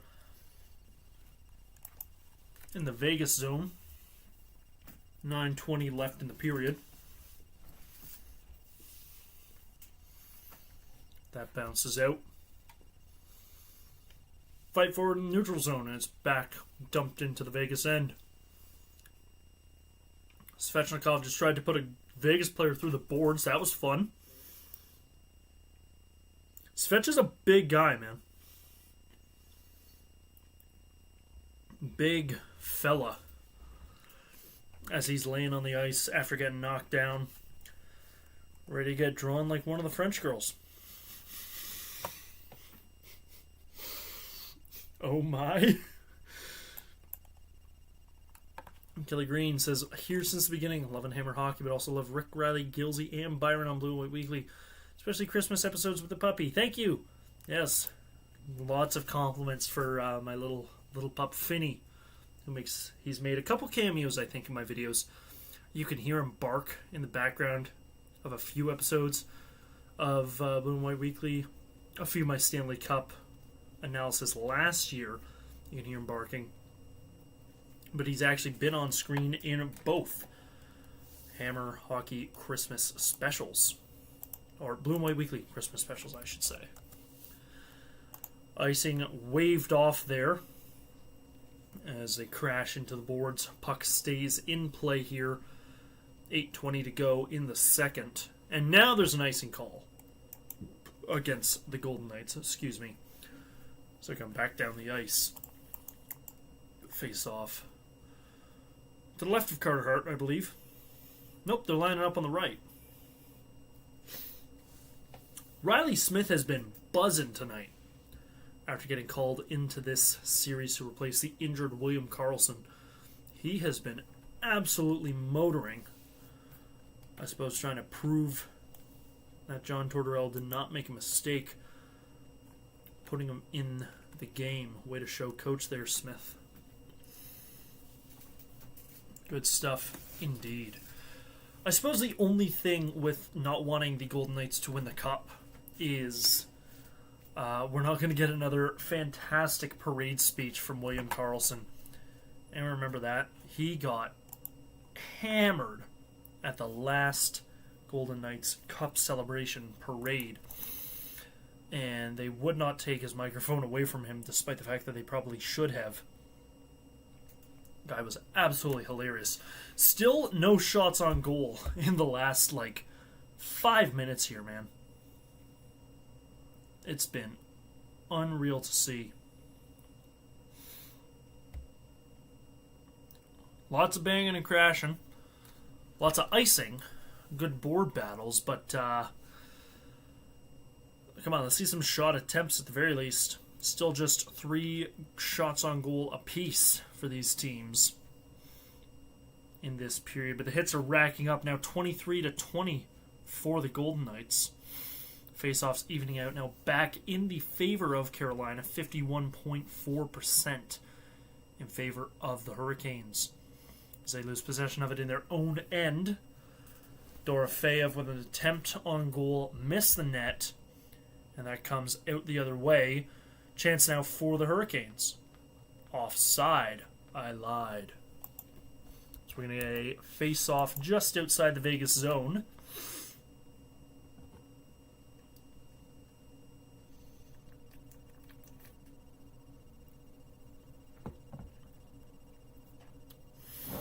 These are good, man.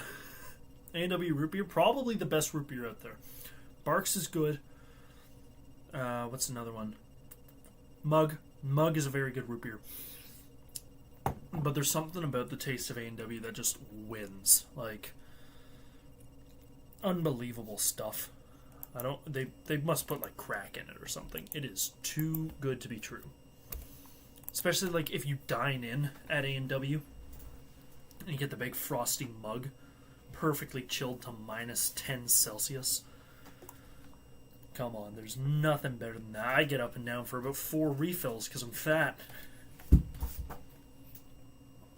I lied, I'm not fat when it comes to that because I only drink diet. But even their diet root beer is good. Usually diet root beer sucks. Their diet root beer is something else.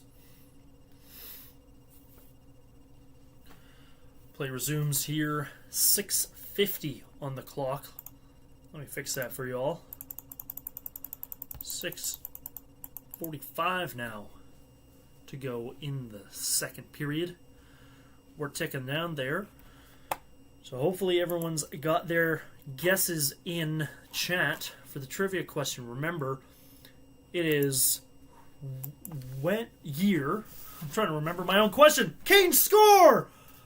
Jackson Blake scores for the Carolina Hurricanes.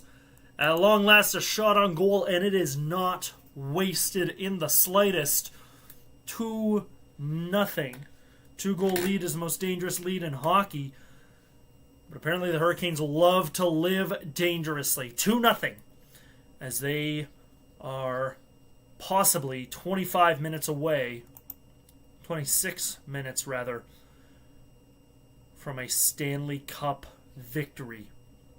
Stankoven, the great pass to Blake that is deflected by a Vegas defender in front. And they just showed the watch party at Lenovo Center back in Raleigh. They're losing their minds. The Hurricanes are playing like a team that needs this. And unfortunately for them, I cannot say the same about the Golden Knights. Blake now 8 points in 6 potentially series-clinching games. 5 of those points being goals. What an unbelievable stat for such a young player. 6:25 to go in the frame. And despite the fact that they are in Vegas, there's a very noticeable "Let's Go Canes" chant at T-Mobile Arena for the visiting team. What a great goal by Blake, but what a setup there from Stankoven. That goal, most goals do not come together without the assists, but could not be more true on that play right there. Stankoven makes it all happen. You got to give kudos to the defender in front for tipping it, scramble in front of Carter Hart as he's able to freeze the puck. But almost another dangerous opportunity for Carolina. Jackson Blake with his 7th of the postseason. Stankoven his 5th assist. Incredible stuff. As Sebastian Aho almost makes it 3-0. But Carter Hart just manages to make the save. What do we think of that, chat? 2-0 lead for the Canes in this Carolina biased stream. We'll call it that. Kelly Green says, bring back Byron. I will. Don't worry. Byron and the rest of the Blue and White Weekly crew will be back July 2nd or 3rd, one of the days in there. I don't usually announce videos like that, but I'm going to announce one. July 2nd or 3rd, you're going to get the usual Blue and White Weekly free agency special. Going to be covering what goes down for the Leafs at the draft as they pick first overall for the first time in 10 years. First time since they selected Austin Matthews. Most likely going to be drafting Gavin McKenna, but we will just have to wait and see. I know GM John Chayka has said, Chayka, he changes how he wants his name pronounced every other day, so I'm just going to pronounce it however I pronounce it in the moment, and he can come talk to me if he wants it changed. I'd be honored to speak to him. But he said there's about 5 names they're going through. Insiders have said that the Leafs have actually told McKenna they will draft him. I think it's a no-brainer. Don't overthink this one. Draft the kid. Make sure you lock up a talent like that. And then just a couple days after the draft, of course, Canada Day, July 1st, free agent frenzy goes down. And there's not a huge free agent class this year, but you're definitely going to get a few going back and forth. I was talking a couple minutes ago about my dog, my lovely pup, Finnegan, and I don't know if anyone can actually hear, but he's having a barking fit at the moment. Probably hungry or something, probably sundowning, old boy. But I don't know if you can hear him. Hopefully you can. Nice little cameo from the papa. As play resumes here, 2-0 for the Hurricanes. As we're coming up on the 5-minute mark here. Shots are now 14-14. The Canes have finally caught up after the Golden Knights took the lead in shots at the end of the first after a mad scramble on the man advantage. Puck comes out of the Canes zone. Golden Knights with possession. They're going to have to set back up and try again.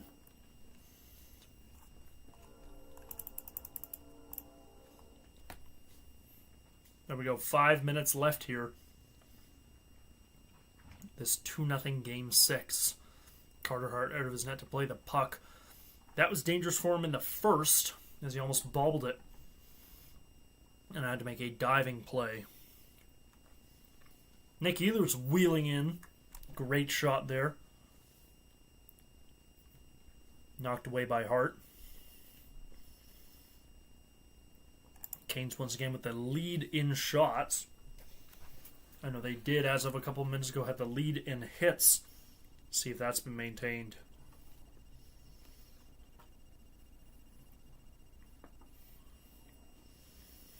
Nope, Vegas with the lead in hits, 27-22. Also with the lead in blocked shots, 7-6 for the Golden Knights. As Vegas sets back up, puck behind their own net, and they break out to center and into the Carolina zone.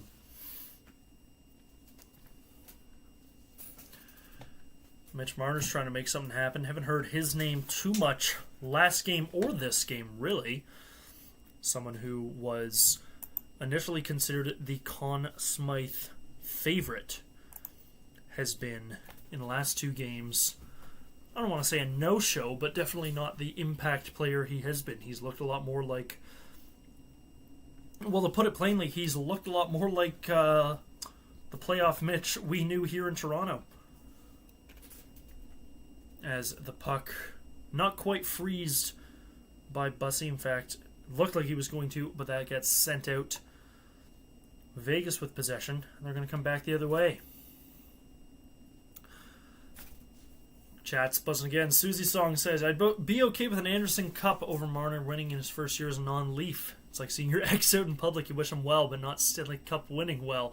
That's a good point. That is a super good point. Anderson deserves it more. Anderson does not have as much time left as Marner. Mitch Marner is going to win a cup. He's going to win a Conn Smythe some point in his career. I just don't know if it's going to be this year. I definitely don't want it to be this year. Kelly Green says, looking forward to the free agency episode. It's going to be a fun one. Going to be more. Last year was talking a lot about free agency. This year, not so much. Excuse me, I just got to adjust my chair again.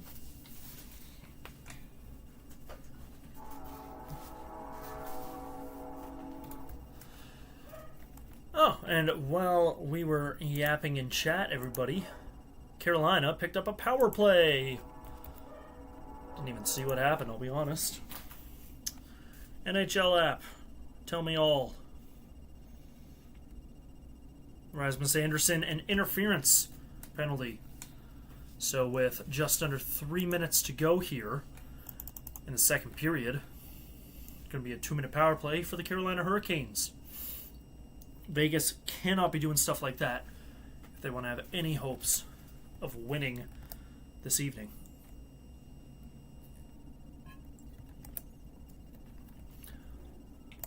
But yes, I started saying the free agency episode this year. Last year we focused a fair amount on free agency, not so much on the draft, because the Leafs didn't do a whole lot in the draft last year. But they certainly will this year. Diving save by Carter Hart there. 2:14 left in the second. That was a certainly game-saving save.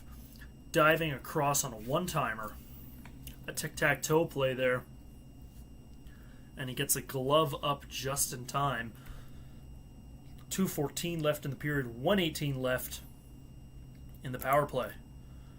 Puck dropped in the Vegas zone, sent down the other way.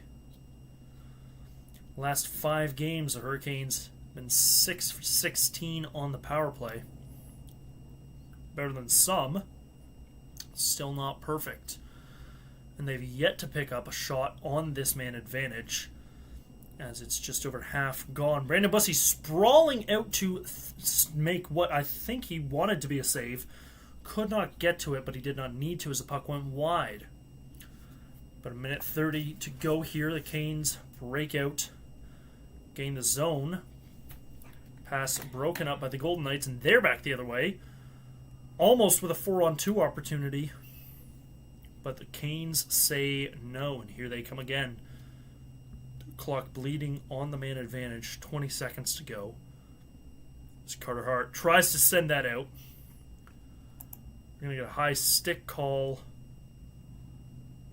just for blocking that puck. And a face-off upcoming. But a minute 14 here, minute 13 rather, to go in the period. 18 seconds left in the Carolina power play, which not as many opportunities for them on this power play as they have other points in the series. Did pick up a shot on goal, though. Those have been few and far between this period. This has been the neutral zone period. Lots of back and forth with that puck.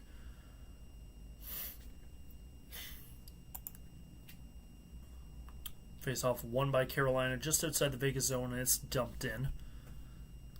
They're hoping they can make something happen. Just 7 seconds, 5 now, to go on the power play as we pass the minute mark. Less than a minute to go here in the middle frame. Same thing as always then, guys. We're going to take our 10-minute break. I'll give you the answer to that trivia question I put out to you. If anyone wants to get final guesses in chat, as the clock bleeds down to just half a minute. Question was, what year did the Canes last win the Cup? Who was it against, and how many games did the series go? You got 20 seconds or so to make your guesses in chat, as Vegas is just trying to run the clock out. Well, maybe a chance for them. One last break. And the second period is going to draw to a close. 2-0 for the Hurricanes here in Game 6. It is not looking good for the Golden Knights, as we could be 20 minutes away from the Stanley Cup. So let's get that score bug ready for the third. Reset the clock. 20 minutes left in this game. Potentially could be 20 minutes away from victory for the Canes. But never, ever count the Golden Knights out.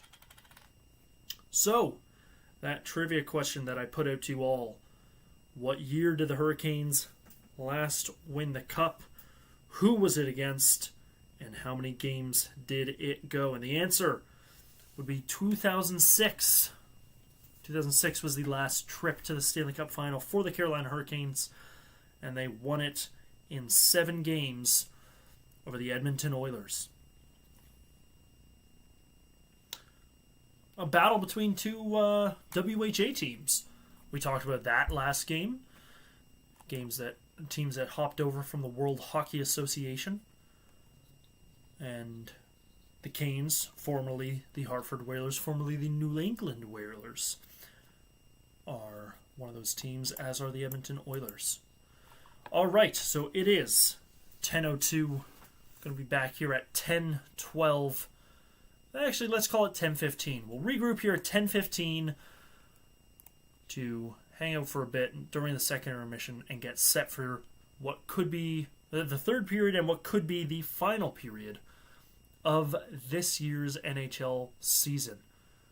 Carolina Hurricanes just 20 minutes away, potentially, from a date with Lord Stanley's mug. See you all back here at 10:15.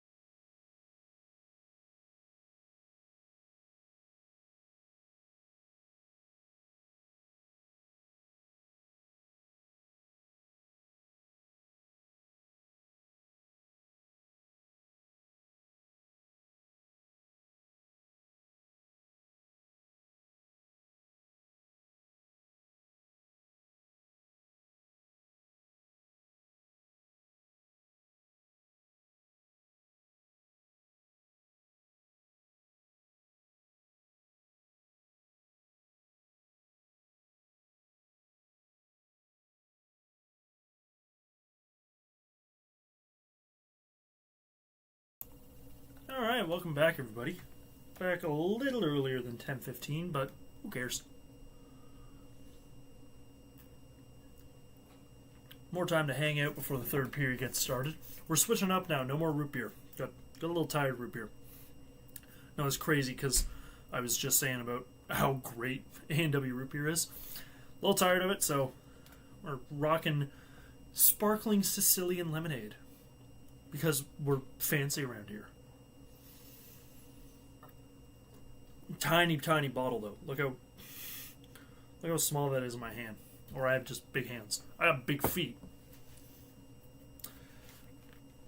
Not so sure about my hands. Alright.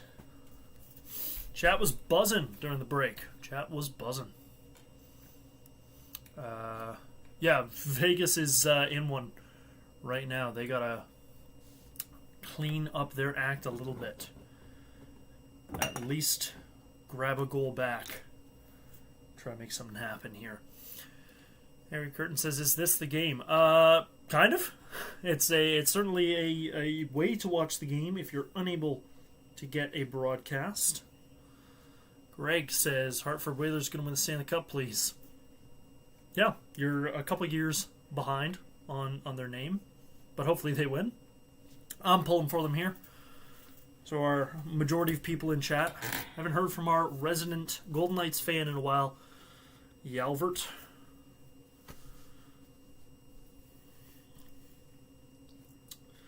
Alright, let's see how things are sitting right now. Shot 16-4 in favor of the Hurricanes. Hits very much favor the Golden Knights, 31-24. Blocked shots 7-6 for the Golden Knights. Giveaways though, 10-7 for the Golden Knights. That is what is screwing them up a little. Those giveaways, they need to get a little tighter with their passes, or maybe make some easier passes. Try not to carry the puck so much. Carolina dumps the puck a fair amount, very much a dump and chase squad. The Golden Knights usually get those quick breaks and just carry it over. And it's cost them once or twice.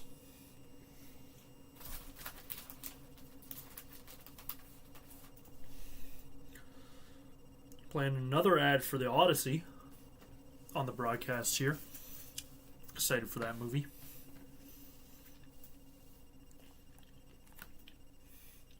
Anyone got movies they're excited for of the summer other than the Odyssey? I would have claimed that one.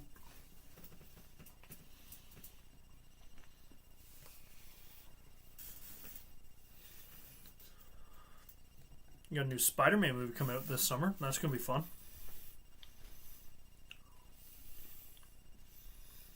What else is coming out this year? Masters of the Universe just came out. I kind of want to see that. That one looks silly, is how I'll put it. Olivia says, Toy Story 5. Yes. I don't think I saw 4, but I love 1, 2, and 3. Especially 1. I think Toy Story peaked with the first one. That's not a knock on 2 or 3. I won't speak for 4. That is not a knock on 2 and 3. 1 is definitely the best. I'm excited for 5, though. 5, apparently. I love telling people this to see the reaction. Apparently, Toy Story 5... every other Toy Story movie has been rated G. Think about how spooky the ending of 3 was. And it was only rated G. Apparently this one's rated PG. You need parental guidance to go see Toy Story. I don't know if I can go see it, guys. I'm excited for it. I don't know if I'm going to be allowed to go see it. I don't know if I can get my parents to sign off on that. I don't know if they'll give me their guidance. I don't know if parentals will give me their guidance to go see Toy Story 5. They made Woody bald, man. Woody's got a bald spot and a beer gut. He's just like me for real.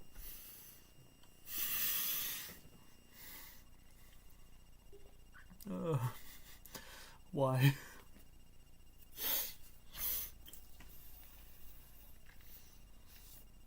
Alright, while we wait for the hockey to get started again, let's take a look at the footy pitch. What's going on with the FIFA matches? I know Sweden and Tunisia is underway. 1-0 Sweden at the moment. Only about 17 minutes in. People are calling it the game of all time. One of the games of all time.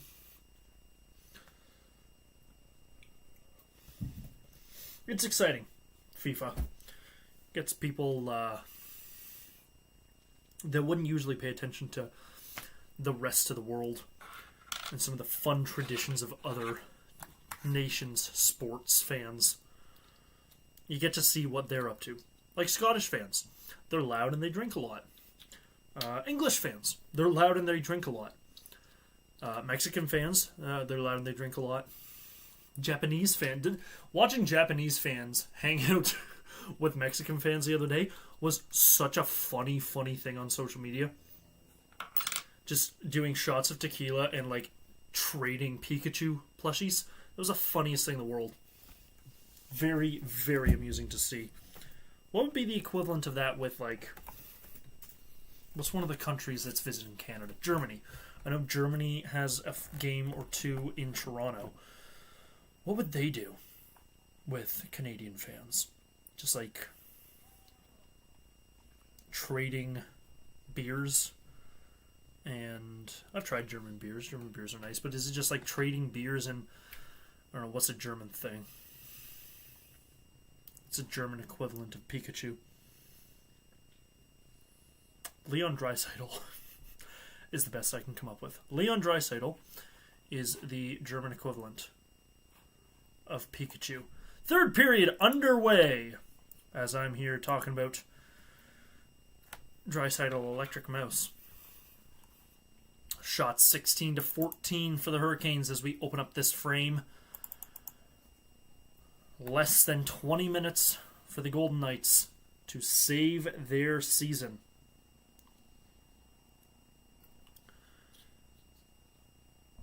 Oh, that is an interesting thing to say. The PA announcer for I just saw this on Twitter. The PA announcer for the Golden Knights that goes over the intercom and gets everyone hyped up just yelled out as the Golden Knights skated out. Says, "Vegas, we have 20 minutes to figure it out."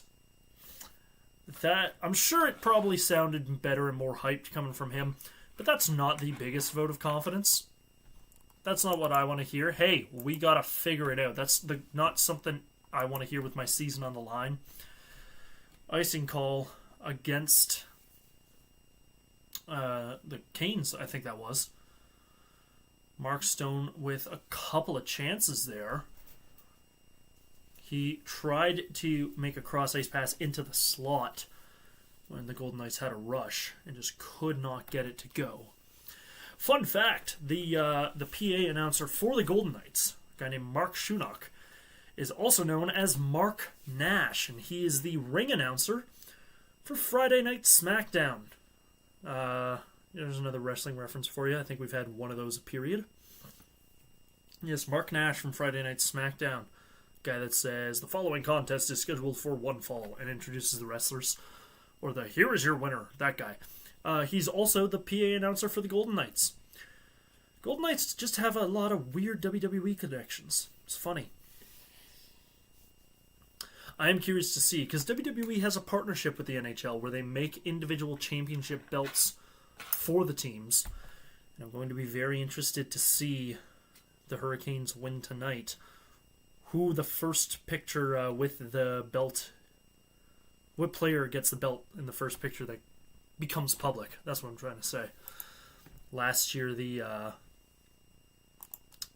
Panthers were very excited to have a championship belt. And I don't think it left Matthew Tkachuk's shoulders. Say what you will about Matthew Tkachuk, but if he's a wrestling fan, he knows ball. He's not a good person, and he kind of looks like a rat, but he knows ball.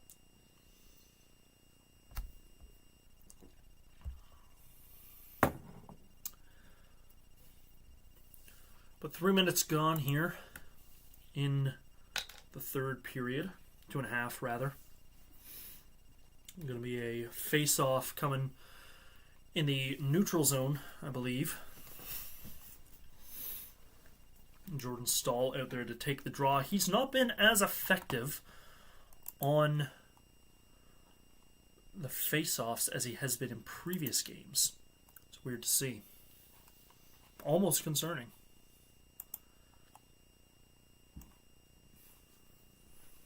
Puck down in the Golden Knights zone. Golden Knights with possession. Bussy out of his net to play the puck behind. Almost stolen by the Golden Knights. I see Seth Jarvis. I'm just going to start saying I see Seth Jarvis, even if I don't, as an excuse to eat candy.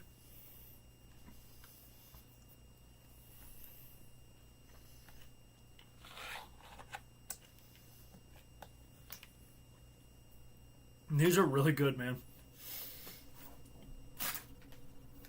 I have 2 open bags. I've almost finished one. How many calories are these? I don't want to know. I'm not checking. There's Jarvis.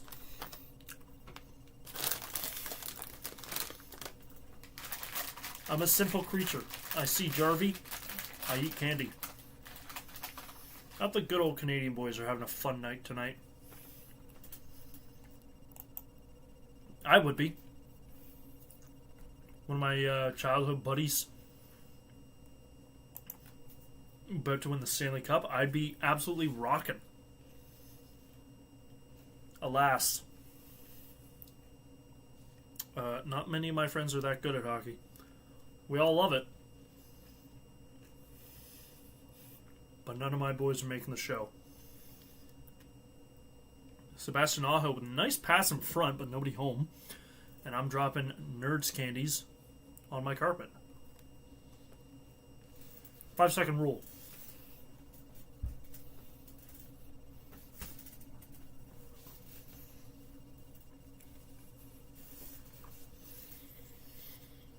My back was hurting because this chair is broken, but I put a pillow behind it and it's actually feeling quite nice. Kelly Green says no German equivalent for Pikachu. In fact, it is still Pikachu. Well, there you go. Good to know. Jack Eichel's got 22 points in these playoffs. But the Golden Knights are not a third-period team. They're a second-period team. Most of their goals in this series have been scored in the second. In fact, it's the Hurricanes who are the third-period squad. They have scored 11 goals in the third period of this series.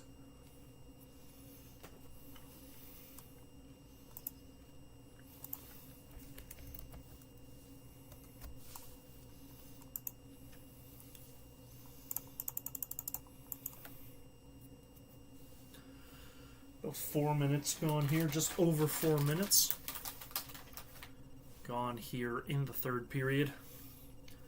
Vegas is wasting time. I don't want to say wasting time, but certainly running out of time to make something happen. We could very well be seeing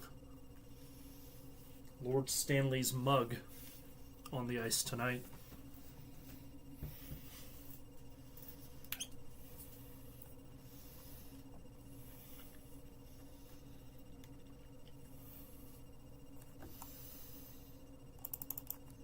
Hard hits happening once again, especially on the Hurricanes. Let's check that hit counter, folks. Hits are 32-25 for the Golden Knights. 32 hits for the Golden Knights so far. I want to see if they can hit, let's hit 45. I would not be the least bit shocked if the Vegas Golden Knights can make it to 45 hits. Logan Stankoven is in some discomfort on the bench. You don't like to see that. I think he took that awkward hit that I was just talking about. He's been a big driving force for making some of Carolina's offense happen. And you'd hate to see him unable to close out what could be a Stanley Cup clinching game in his career. Can you imagine that? Playing in the Stanley Cup Final, entirely healthy or mostly healthy all the way through? Because I refuse to believe any player makes it through entirely healthy. The NHL is too grueling for that to be the case. But can you imagine making it through almost healthy and then hurting like your arm or your shoulder or something right as you're about to win the cup? And you can't lift it over your head, can't skate with it like the rest of your teammates? That would be shattering to me. I would absolutely hate that.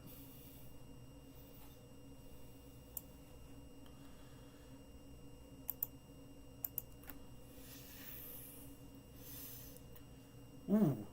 Puck squirted out in front of the Carolina net. Nice snag by Bussy to cover it and freeze play. And now we got a group hug going on, for lack of a better term.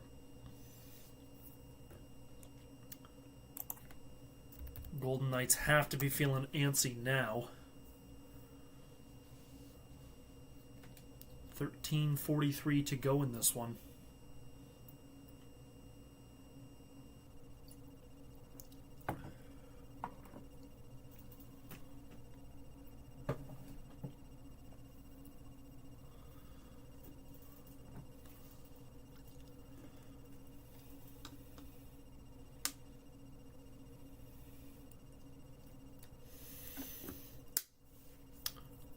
I am bittersweet about, we kind of talked about it earlier, but it's bittersweet that this season could end tonight.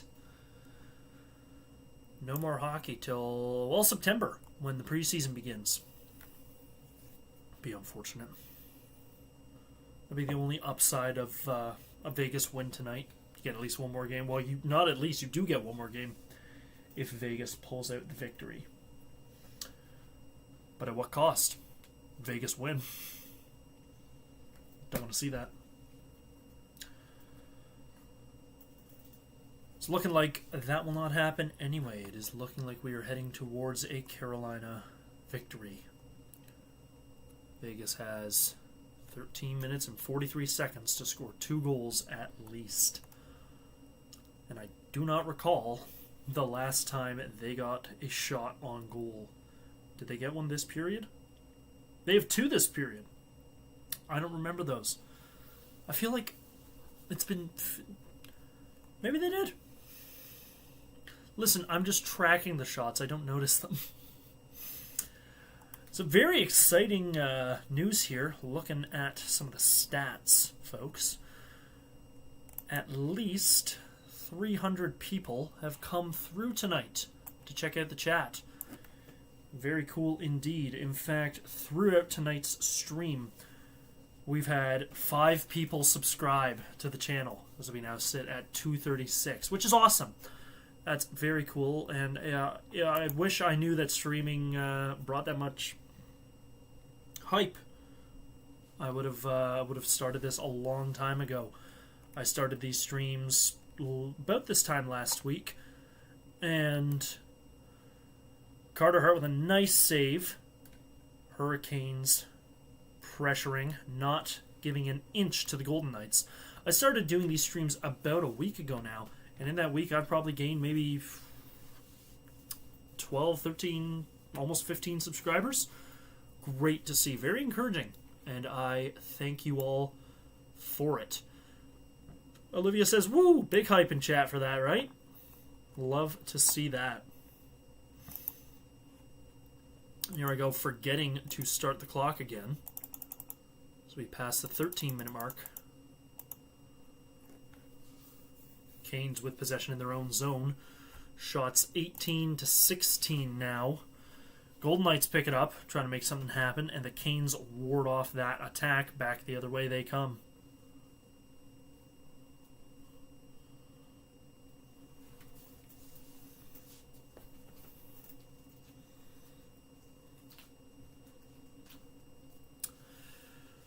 Golden Knights trying to set up in the Canes zone. That one lobbed on net. Looked for a second like it went out of bounds, but it rings around the boards. And the Canes now breaking out the other way. Taylor Hall, who opened the scoring tonight, he sends that in. Logan Stankoven is back on the ice, so whatever discomfort he was feeling on the bench, nothing to worry about, it seems. He tries to flip that out. No can do. In fact, he's laying the body now. He lays the body so hard, trying to take a night into the boards, that he's the one that fell over. 11:40 to go. Seth Jarvis on the screen. Give me nerds. They haven't panned to the good old Canadian boys at all tonight. They have not shown Jarvis' cronies in the stands once. Tough scene. No love for the good old Canadian boys. They're probably partying too hard, let's be real. Partying. I will say this. When it comes to saying players' names, no name stuck out more when I was making videos than Mitch Marner. With just how I pronounce certain words. Marner. No matter what voices I put on for my characters in an episode of Blue and White Weekly, I was never able to hide that one. High stick here. And I think it's going against the Hurricanes. So with 11:11 on the clock, the Golden Knights get a golden opportunity. Robinson to the box. It's follow through on an attempted backhand pass. But nothing you can do there. No blood drawn, of course. So only 2 minutes.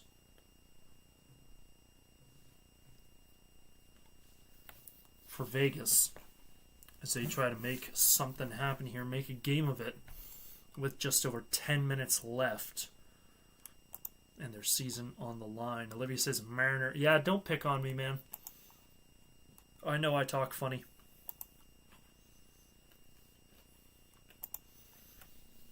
Face-off won by the Canes. They get it out of their zone and back down the other way. Carter Hart out of his net to play the puck.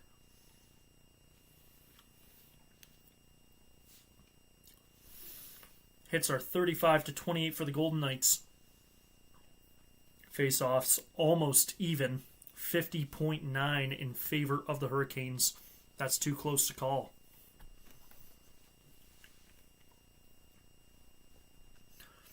Golden Knights with possession in the offensive zone. 30 seconds gone by. Shot fanned on by Jack Eichel. And it goes down the other way. Slowed up by Hart. And it's Marner to pick it up and try and start again.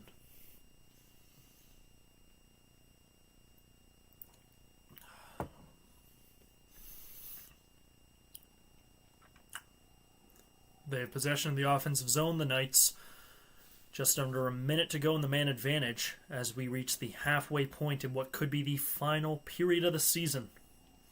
10 minutes to go here on what has been an entertaining couple of months of hockey that could crescendo tonight. Jack Eichel, puck at the point, sends that deep, tries to find Stone, can't. There's a stick on the ground. Don't know whose it is. I think it is Brandon Bussey's. There's 3 guys down on the ice. 2 of them Golden Knights. 2-man. Oh, wow! There was a 2-man breakaway for the Golden Knights. Off the crossbar. Stays out of the net. I don't know. Jack Eichel is shaking his head. I don't know how that stayed out. 10-car pileup at the blue line. Mark Stone and Jack Eichel passing back and forth. Brandon Bussey without a stick trying to make something happen. And Jack Eichel hits the crossbar on a wide open net. And Brandon Bussey maintains a clean sheet so far. I'm not going to say the other word and curse him. I'm just going to call it a clean sheet. Because it's football summer. Puck dropped to the right of Bussey, who now has his stick back in his hand. 10 seconds remain in the Vegas power play. They got to get a shot off here if they want to pad their stats. They can't. The puck goes out of the zone. 9 minutes to go here as Vegas gets no shots on goal in that 2-minute power play. A desperate power play, a gift of a power play we can call it, with their season on the line. Jack Eichel, that is going to haunt him forever. That shot. Very similar to what happened to Nathan McKinnon, a wide open cage to look at in the gold medal game, and he could not capitalize. And a costly giveaway by the Golden Knights in their own zone. And a puck just lobbed at Carter Hart, who blocks it with his shoulder out of his net to play the puck. Golden Knights trying to make something happen here. About 8:20 on the clock. It is do or die time, no question, for the Golden Knights. That one is launched in by the Canes, and they apply pressure, trying to set up and expand their lead to 3. Mark Jankowski now in the corner. 2 Golden Knights applying pressure to him. Marner among them. And a fantastic defensive player Marner is. Not just offensive. Expect to see him on the ice a fair amount in these dying seconds of the game. Dying minutes, rather. As he can not only prevent further goals, but maybe score a few and get Vegas back in this matchup. 7.5 minutes here on the clock. Shots 19-6 in favor of Carolina. As they continue to lead 2-0. Vegas gets it into the Carolina zone, but Sebastian Aho finds it up to Chatfield. And it's tied up along the boards, squirted out to the far side, still in the Carolina end. Tomas Hertl now out to the line. Shot on net, sprawling Bussey. And that one gets out, dumped over the half line by Carolina. No icing. Clock continues to bleed. 6 minutes, 45 seconds to go in the game. Golden Knights back into the zone, desperate with every attacking opportunity they get. Carolina seemingly no longer concerned with padding their lead and now just trying to collapse and defend against these desperate Golden Knights, tied up on a potential breakaway the Hurricanes had. I do not know who that was, but he had 2 Golden Knights on him and he could not maintain control of the puck. Icing, though, on the Golden Knights. 6:10 on the clock. And we're going to get a face-off in the Vegas end. Nick Ehlers almost had a breakaway there. Korzak fought him off it before Lauzon just sent him into the boards. Nick Ehlers is doubled over on the bench. Likely the wind knocked out of him. Hope he is okay. Puck dropped as we reach the 6-minute mark here. Hits 35-32. Vegas not so focused on laying the body now, as they need goals. Carolina the opposite, only focused on slowing down these desperate and dangerous Golden Knights. Carolina out of their own zone, lobbed into the Vegas end. Taylor Hall chasing after it. He has been an animal tonight. Stankoven with it in the corner. A great opportunity to send it in front to Sebastian Aho, and he just can't get control of it. And that's going to ring around the boards in the Vegas end. 5.5 on the clock. Shots 20-16 for the Hurricanes. Brett Howden now bringing it over the end. Dorofeyev shot. Great save by Bussey. He's going to cover that up. Get the whistle. 5:16 to go. Finally a shot for the Golden Knights. 20-17.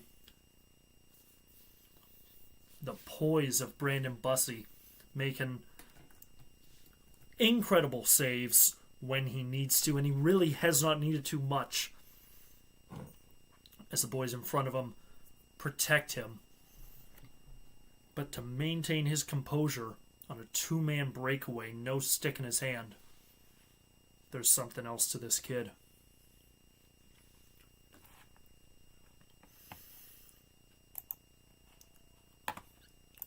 Got a TV timeout going here. Susie Song says, wow, that giveaway was something else. Rattled. Just a bit, I think they are.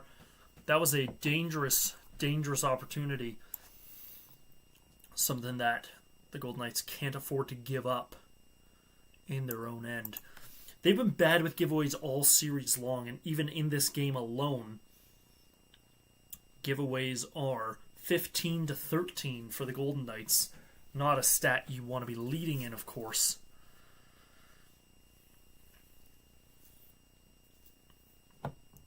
As your season is on the line.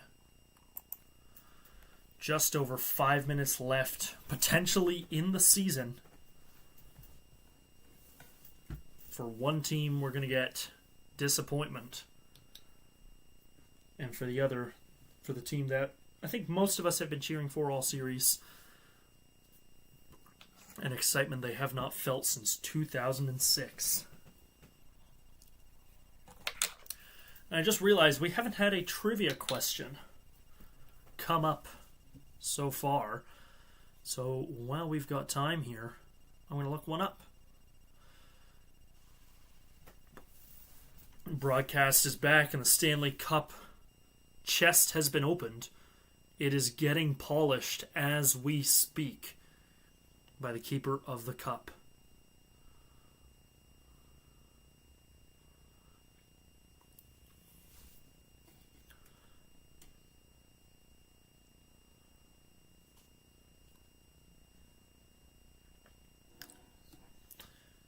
Alright, here's some trivia for you all.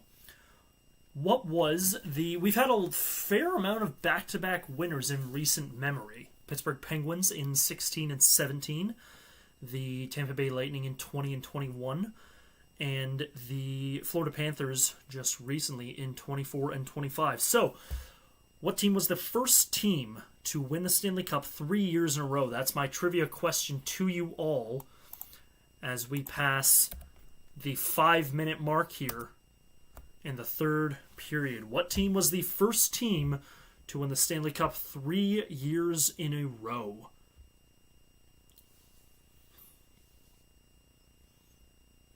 There's your trivia question. You can pop your answers in chat, and I'm going to give you the answer not at the end of this period, because if things continue the way they are, we're going to be preoccupied at the end of this period with much more exciting things. So there is your trivia. Get your answers in. Olivia says, Habs, great guess. I said earlier with a lot of stats like that, especially positive winning stats, it is a safe bet to say Les Habitants, the Montreal Canadiens. And with something like that, a frequent Stanley Cup championship question, and this involves the Habs, but it's a very safe bet to say an original six team as well. Not that that's a hint, but a good guess to make. That shot sent down the ice, Carter Hart out of his net, just coming forward to play the puck now. Vegas back the other way, and that is an icing call against them. So we're going to have a face-off next to Carter Hart, 4:10 to go.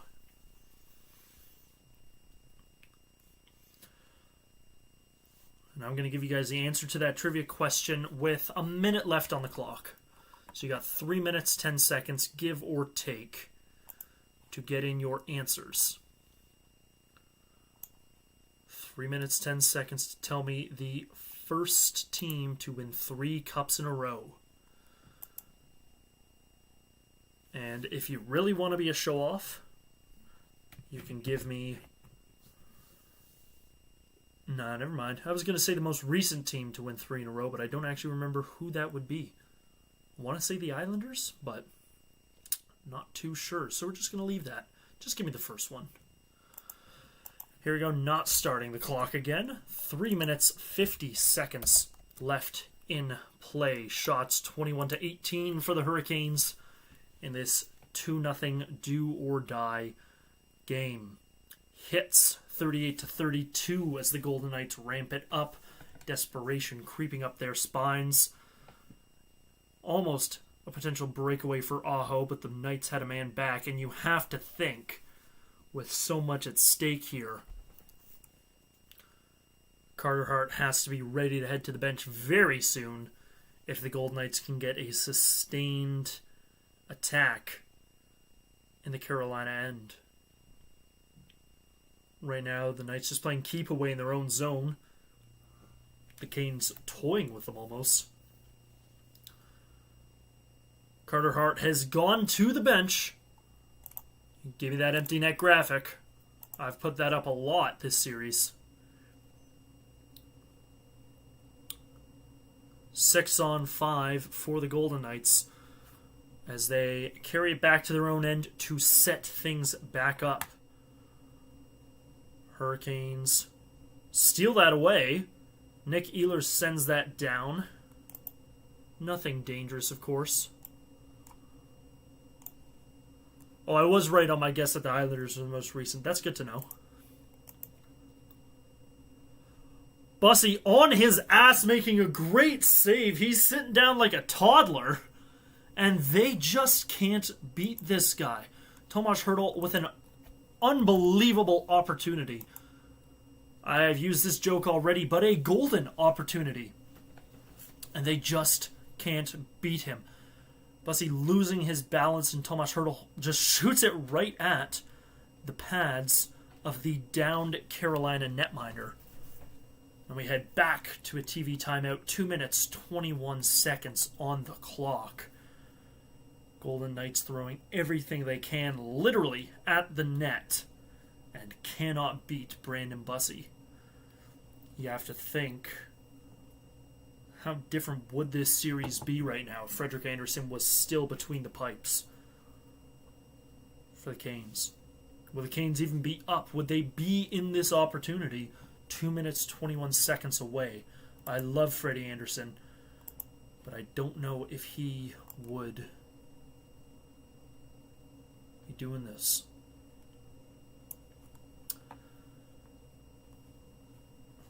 This TV timeout's just giving you guys more time. Get your answers in chat. Who was the first team to win 3 Stanley Cups in a row? Get those guesses in. Those Random Bro says, let's go Canes. Yeah, man. And it's looking like it. 2 minutes, 21 seconds away from sweet victory for the Carolina Hurricanes here in Game 6. So if this truly is the last game of the year, I have to come up with some brand new way to keep these streams going, because I'm loving doing them. And based on the numbers I'm getting back, you guys are loving watching them. So we'll have to come up with something to keep these streams active during the summer. I would say I'd do some like Chell streams, some Let's Plays, but I'm broke and I don't have any of the new Chell games. I think the most recent one I have is 22, but you know, I'm consulting with my technology wizards, and I'm gonna try a throwback Chell stream. Gonna see if I can get the old PlayStation hooked up, rip some Chell 08, 09, maybe even 02. Play back underway. Offside the Hurricanes. 2:14 on the clock as we're gonna head down to the Carolina zone.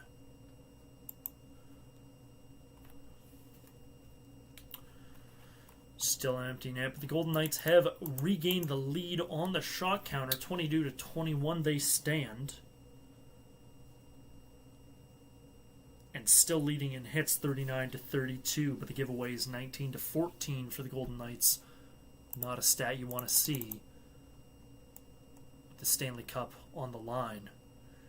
Golden Knights 6-on-5 here. Holding it in the Carolina zone. Thrown in front. Missed by Mark Stone over to Eichel, who lobs it back into the slot. They can't make anything happen. Knights regain possession, setting up Jack Eichel. Slap shot on goal, misses. Everyone fans on that. Brandon Bussey's out of the net. Back in position. Mitch Marner carrying it behind the net. Sends that out to the point for Theodore. Blocked shot by Dorofeyev. Tried to take a shot. It was blocked. That's going to roll down the ice. And that is icing against the Hurricanes. 1:25 to go. Wow. Unbelievable. Those Random Bros says, such good commentating. Love to see it. Thanks, man. Good. Good. I'm glad you're enjoying it. Doing my best here to, avoid the pesky copyrights of the NHL and Sportsnet. This is all I can do for you guys that aren't able to watch the game. Vegas now taking a time out. 1:25 to go. As they try to set back up 6-on-5, the empty net. So you know what? We're close enough. 1:25. I said I'd give you guys the answer at 1 minute. I had a couple good guesses in chat. Olivia said the Habs. Susie Song said gotta go with the Leafs. But it is Kelly Green who not only has the right answer, but the right years. It was the Toronto Maple Leafs in 47, 48, and 49. I had to find a way to make it about the Leafs. Always. Toronto Maple Leafs were the first team to win 3 cups in a row. Puck dropped to the right of Bussey, won by the Canes. They're going to ring that around, try and get it out of the zone. They can't, and they do actually, but it's picked up immediately by the Golden Knights and sent back in. Whistle blown. I think the puck went up over the boards. Didn't quite see what happened. Minute 13 to go. Brandon Bussey is still locked in, not letting himself enjoy this moment. I don't think any of the Hurricanes are. They know they're not out of the woods just yet. Is it improbable for the Golden Knights to do something? Sure. Is it impossible? Absolutely not. Not one bit. All right, we got a new game for you in chat, everybody. Since it's looking more and more likely the outcome of this matchup. Nick Ehlers, empty netter.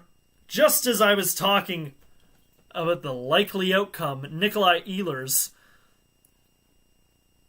the celebration is starting a little early here for the Canes. They are hyped up indeed. 1 minute, 8 seconds, dejected faces on the Golden Knights bench. And so I ask of you all, give me in chat your Conn Smythe winner predictions. Who do you think is going to get playoff MVP as the Carolina Hurricanes sit 1 minute and 8 seconds away from victory? And they are loving it at Lenovo Center back in Raleigh. And this must feel so nice for the Hurricanes players who have been waiting a long time for this.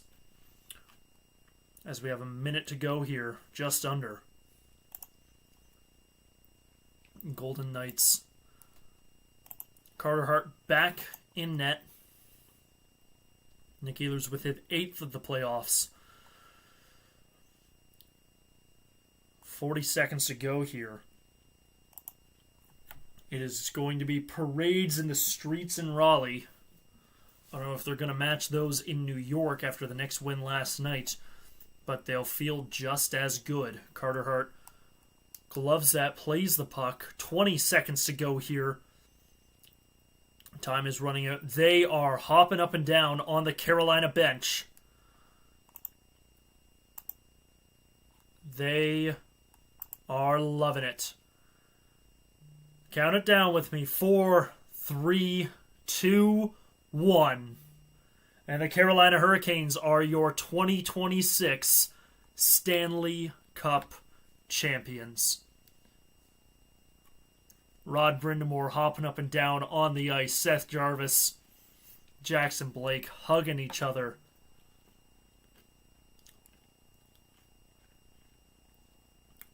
Unreal scenes here for the visiting team. There's the good old Canadian boys. Tears in the stands from them, Seth Jarvis' childhood buddies. Freddie Anderson made his way out, suited up. Unreal.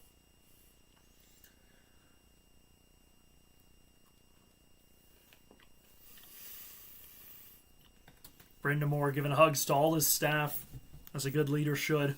Seth Jarvis is in tears as he hugs Jordan Staal. Tortorella and Brind'Amour shaking hands. And as much as I do not like the Vegas Golden Knights, I can't even imagine what they're feeling right now. As Jack Eichel comforts Carter Hart.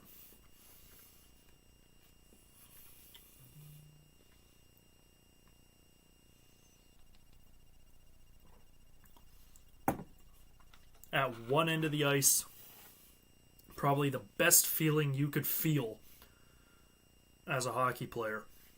Something you've dreamed about your whole life. At the other end of the ice, your worst nightmare. And I'm not just talking about Carter Hart. Sorry.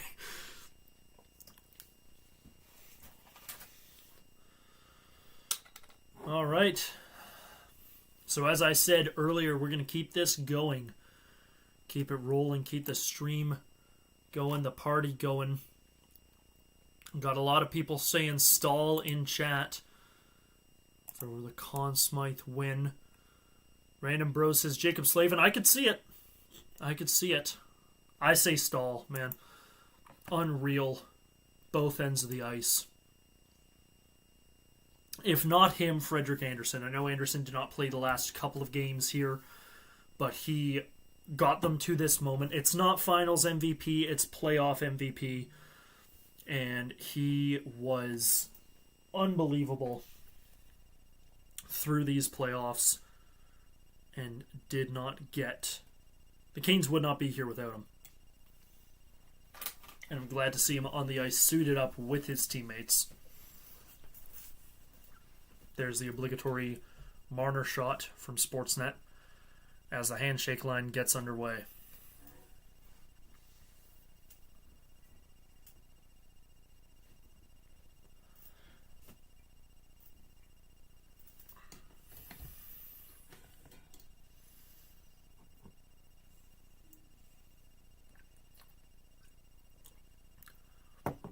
Nice to see respect there. Aiden Hill, Pyotr Kochetkov, the two backup goalies of this final. Didn't get an inch of ice, but victory still got to taste just as good.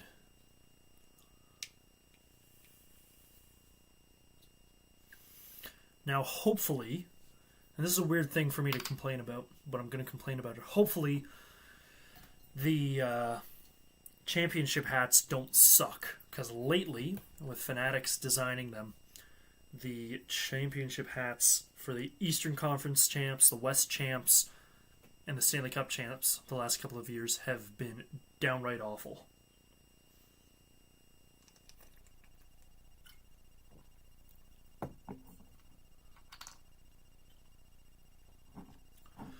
So, my conspiracy theorists, what do you guys think about the fact that there was a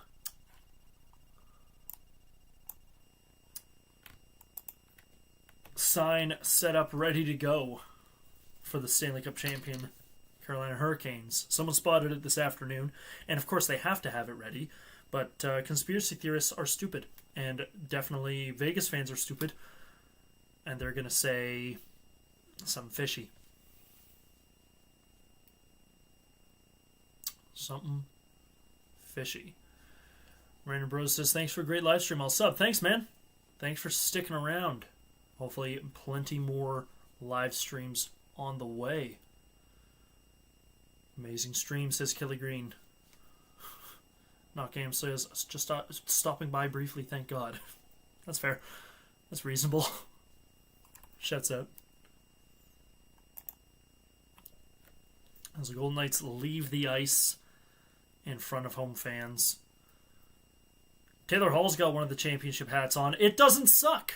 It's not awful. Typically they've had just a blank panel with a little champs banner on it, and it's been brutal to see. But this one is not that bad. Stanley Cup champion Carolina Hurricanes. Get those predictions in for Conn Smythe winner, as that's going to be handed out very shortly.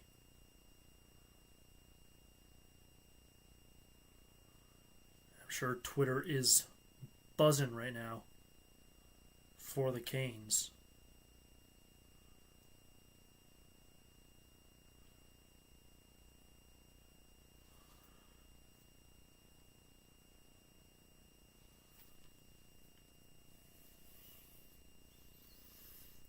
Great stuff here for the Hurricanes. Love to see that for them. Long time coming, like I said, after a bunch of disappointment. Back-to-back-to-back years, conference final. They finally break through and make it happen. Freddie Anderson in tears, skating around. No doubt.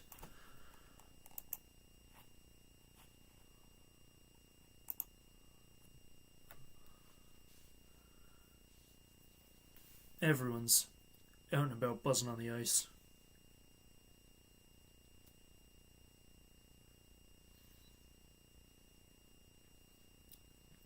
Jordan Stahl rocking the backwards hat. You're too old for that, man. I respect it, but you're too old for that.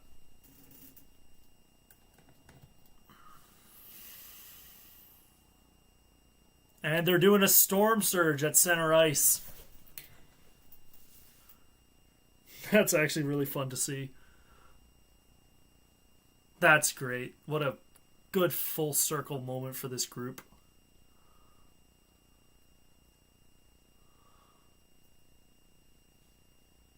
A fair amount of Canes fans here at T-Mobile Arena.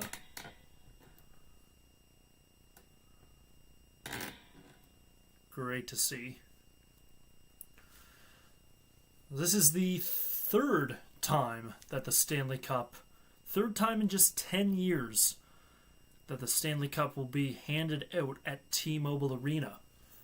The first year the Golden Knights were in the league, won by the Washington Capitals and Alex Ovechkin finally.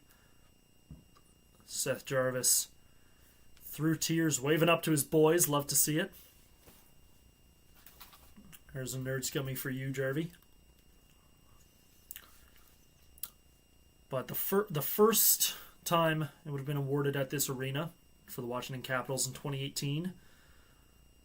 And then a few years ago for the Knights themselves.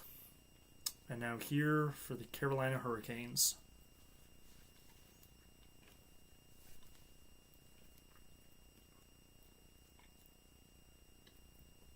Wow.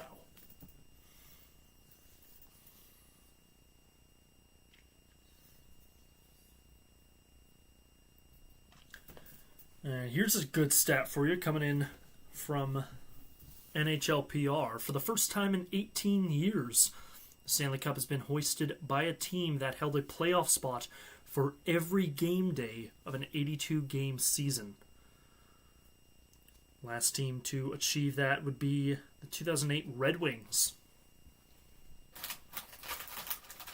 A consistent team all year long. A threatening team all year long.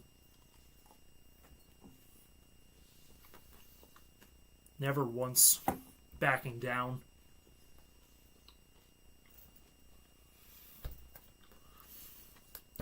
And for all the guesses people are going to make about Conn Smythe winner, an equally important one.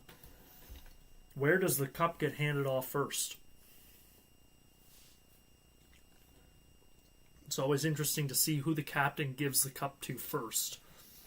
typically veterans. And I would not be shocked if Jordan Staal gives the cup to Frederik Andersen before anybody else.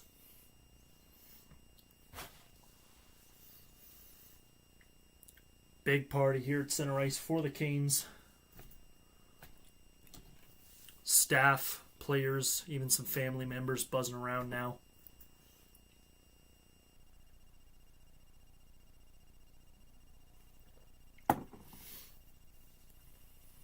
Oh. Chris Cuthbert just said, better call Staal. So fire this man. Get him out of here.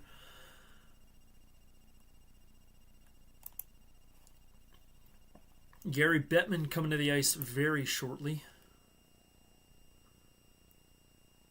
to present Staal with the cup, but first the Conn Smythe Trophy for playoff MVP, whoever that ends up being.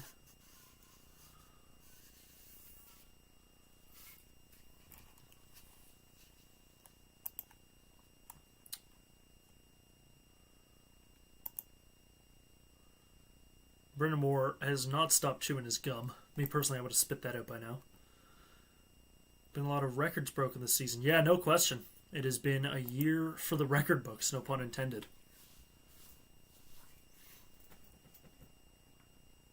No question indeed. Well, we joked about it earlier, but it was no joke from me. I said if the Canes won, we'd celebrate a little, and we're going to celebrate a little with this nondescript celebratory beverage that I can't actually disclose what it is because YouTube is weird.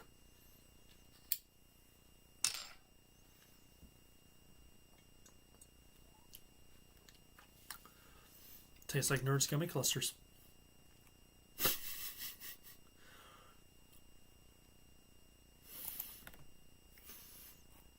Unreal as a Leafs fan, especially a Leafs fan of my age group, to see Freddie Andersen here as a Stanley Cup champion, not playing in the cup clinching game, but still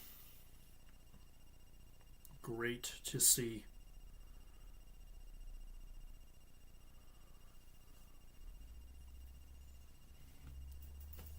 And everybody's chanting this man's name. The respect Freddie has in any locker room he walks into is a testament, I think, to him as a, not just player, but a person.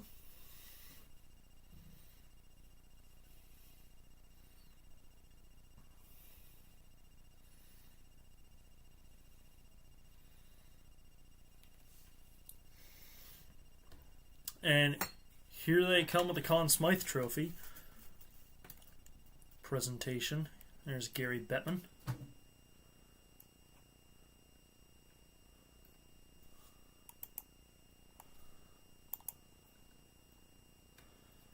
They're booing Bettman, that's good.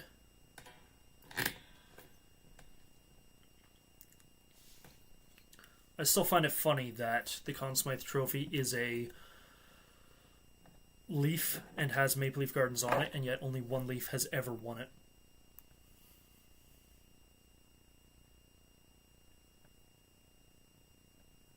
Who's it going to be?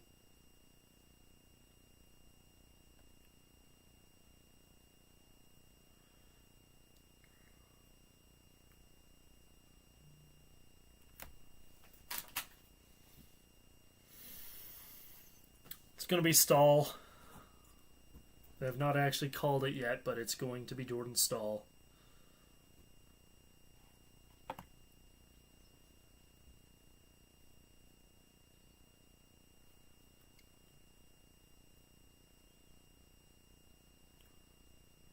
He's the oldest Conn Smythe Trophy winner. That's cool.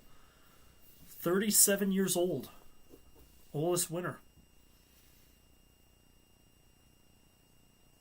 And that is his first individual NHL award.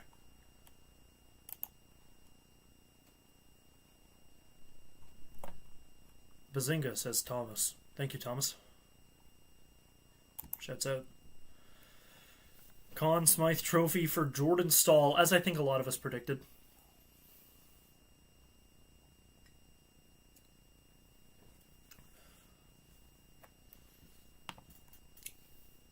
And as special as it is to win the Conn Smythe Trophy, I think he's a little preoccupied with another trophy right now. Because he's going to go up and grab the Stanley Cup now.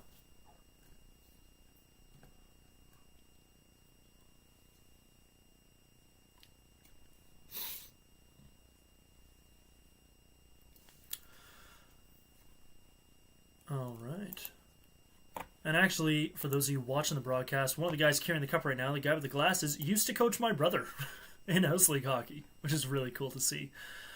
Thomas asks, did Stahl win in 07, or whenever the Canes won last? Yes and no. Stahl did win, but not Jordan. It was actually Eric Stahl that won the cup with the Avalanche in 2006. And Rod Brindamore was the captain at the time, and now is the coach.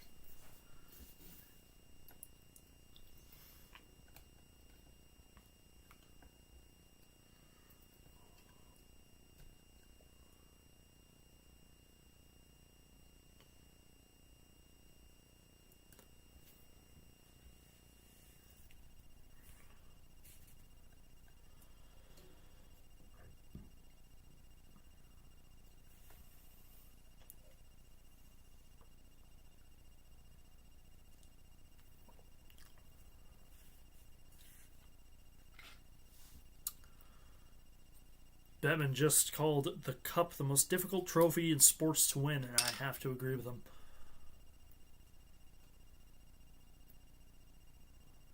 And here comes Jordan Stahl back to receive the Stanley Cup. And it's just unfortunate he has to do it in that ugly jersey.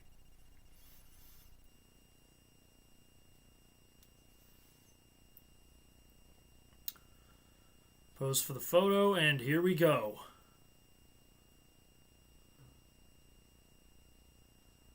And you can hear him over the crowd and over the fireworks. That is a happy, happy man. But who's he going to hand it off to first? I still say it's Freddie.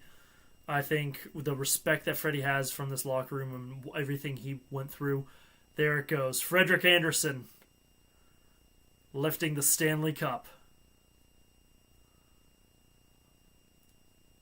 Unreal. That makes me feel happy, man.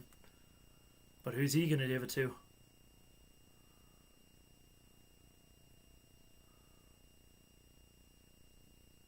There's a debate there between Taylor Hall and Sebastian Aho, and it's going to Taylor Hall.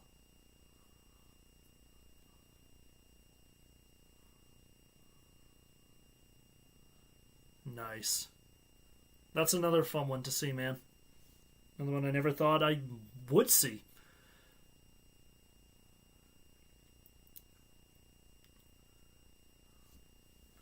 And there goes Sebastian Aho with the Stanley Cup.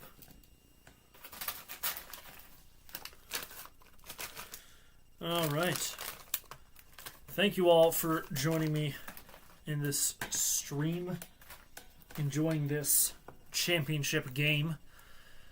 And I'm going to wrap things up as soon as Seth Jarvis gets the cup. When he does, I'm going to pour what's left of this bag of Nerds Gummies in my mouth. And we're going to call it a day. And later this week, you can expect a finals recap video on this channel. And then we look forward to the NHL draft and all the fun that will hold for us, especially us Leafs fans here. It's going to be quite the summer for hockey fans. No games happening, but still exciting, exciting stuff. Shane Gostisbehere gets his lap with the cup. And we're going to find an excuse to go live very, very soon. I may even go live. I've debated going live for the NHL draft, the first round.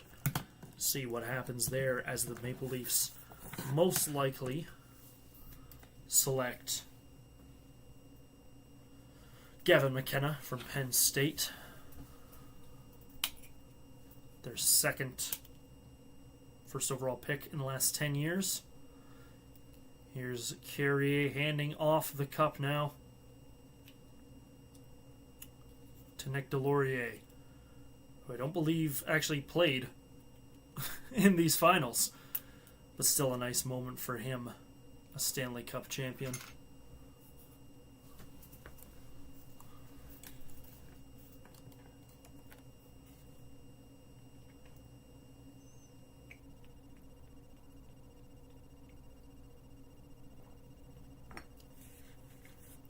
I want to see them cut the camera back to Lenovo Center. They had a camera set up there for the watch party, and I'd be very curious to see what's happening. There's Chatfield's moment with the cup.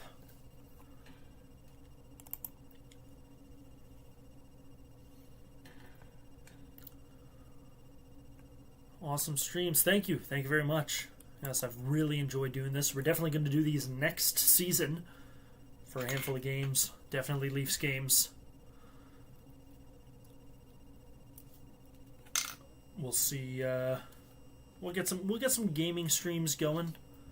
Maybe even just a hangout stream. That might be fun. Just sit, hang out, talk hockey, talk anything, really. I'll get some guests on here. I've got connections. We'll see who we can round up. Now, if you guys enjoy these streams, make sure you subscribe to the channel.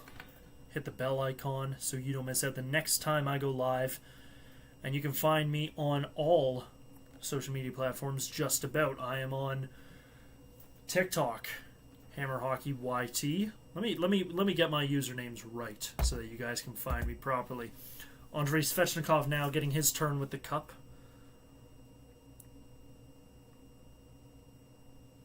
That one's incredible to see. Mr. Svechnikov.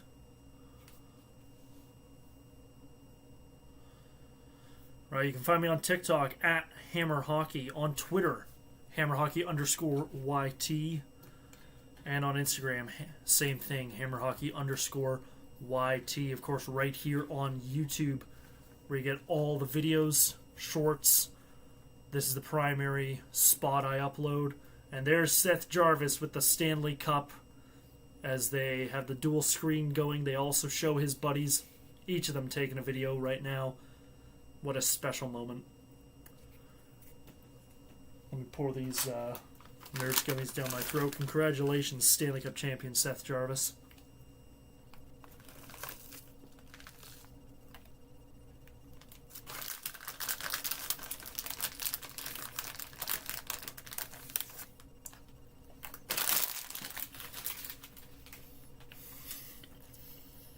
I shouldn't have done that because now I can barely talk.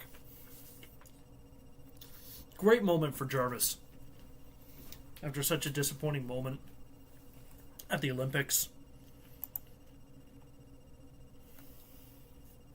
to now have this. And he's getting interviewed by David Amber ringside.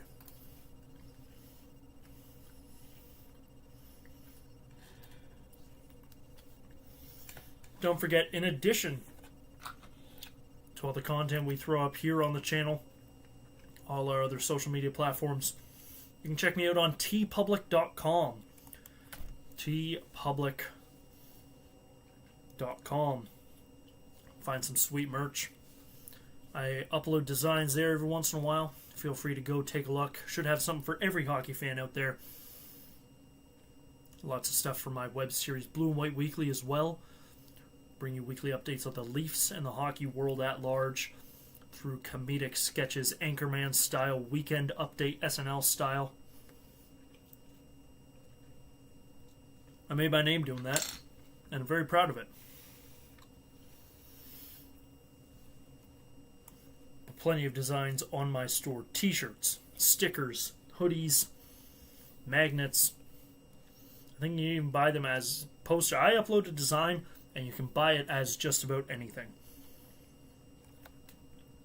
So be sure to go check that out.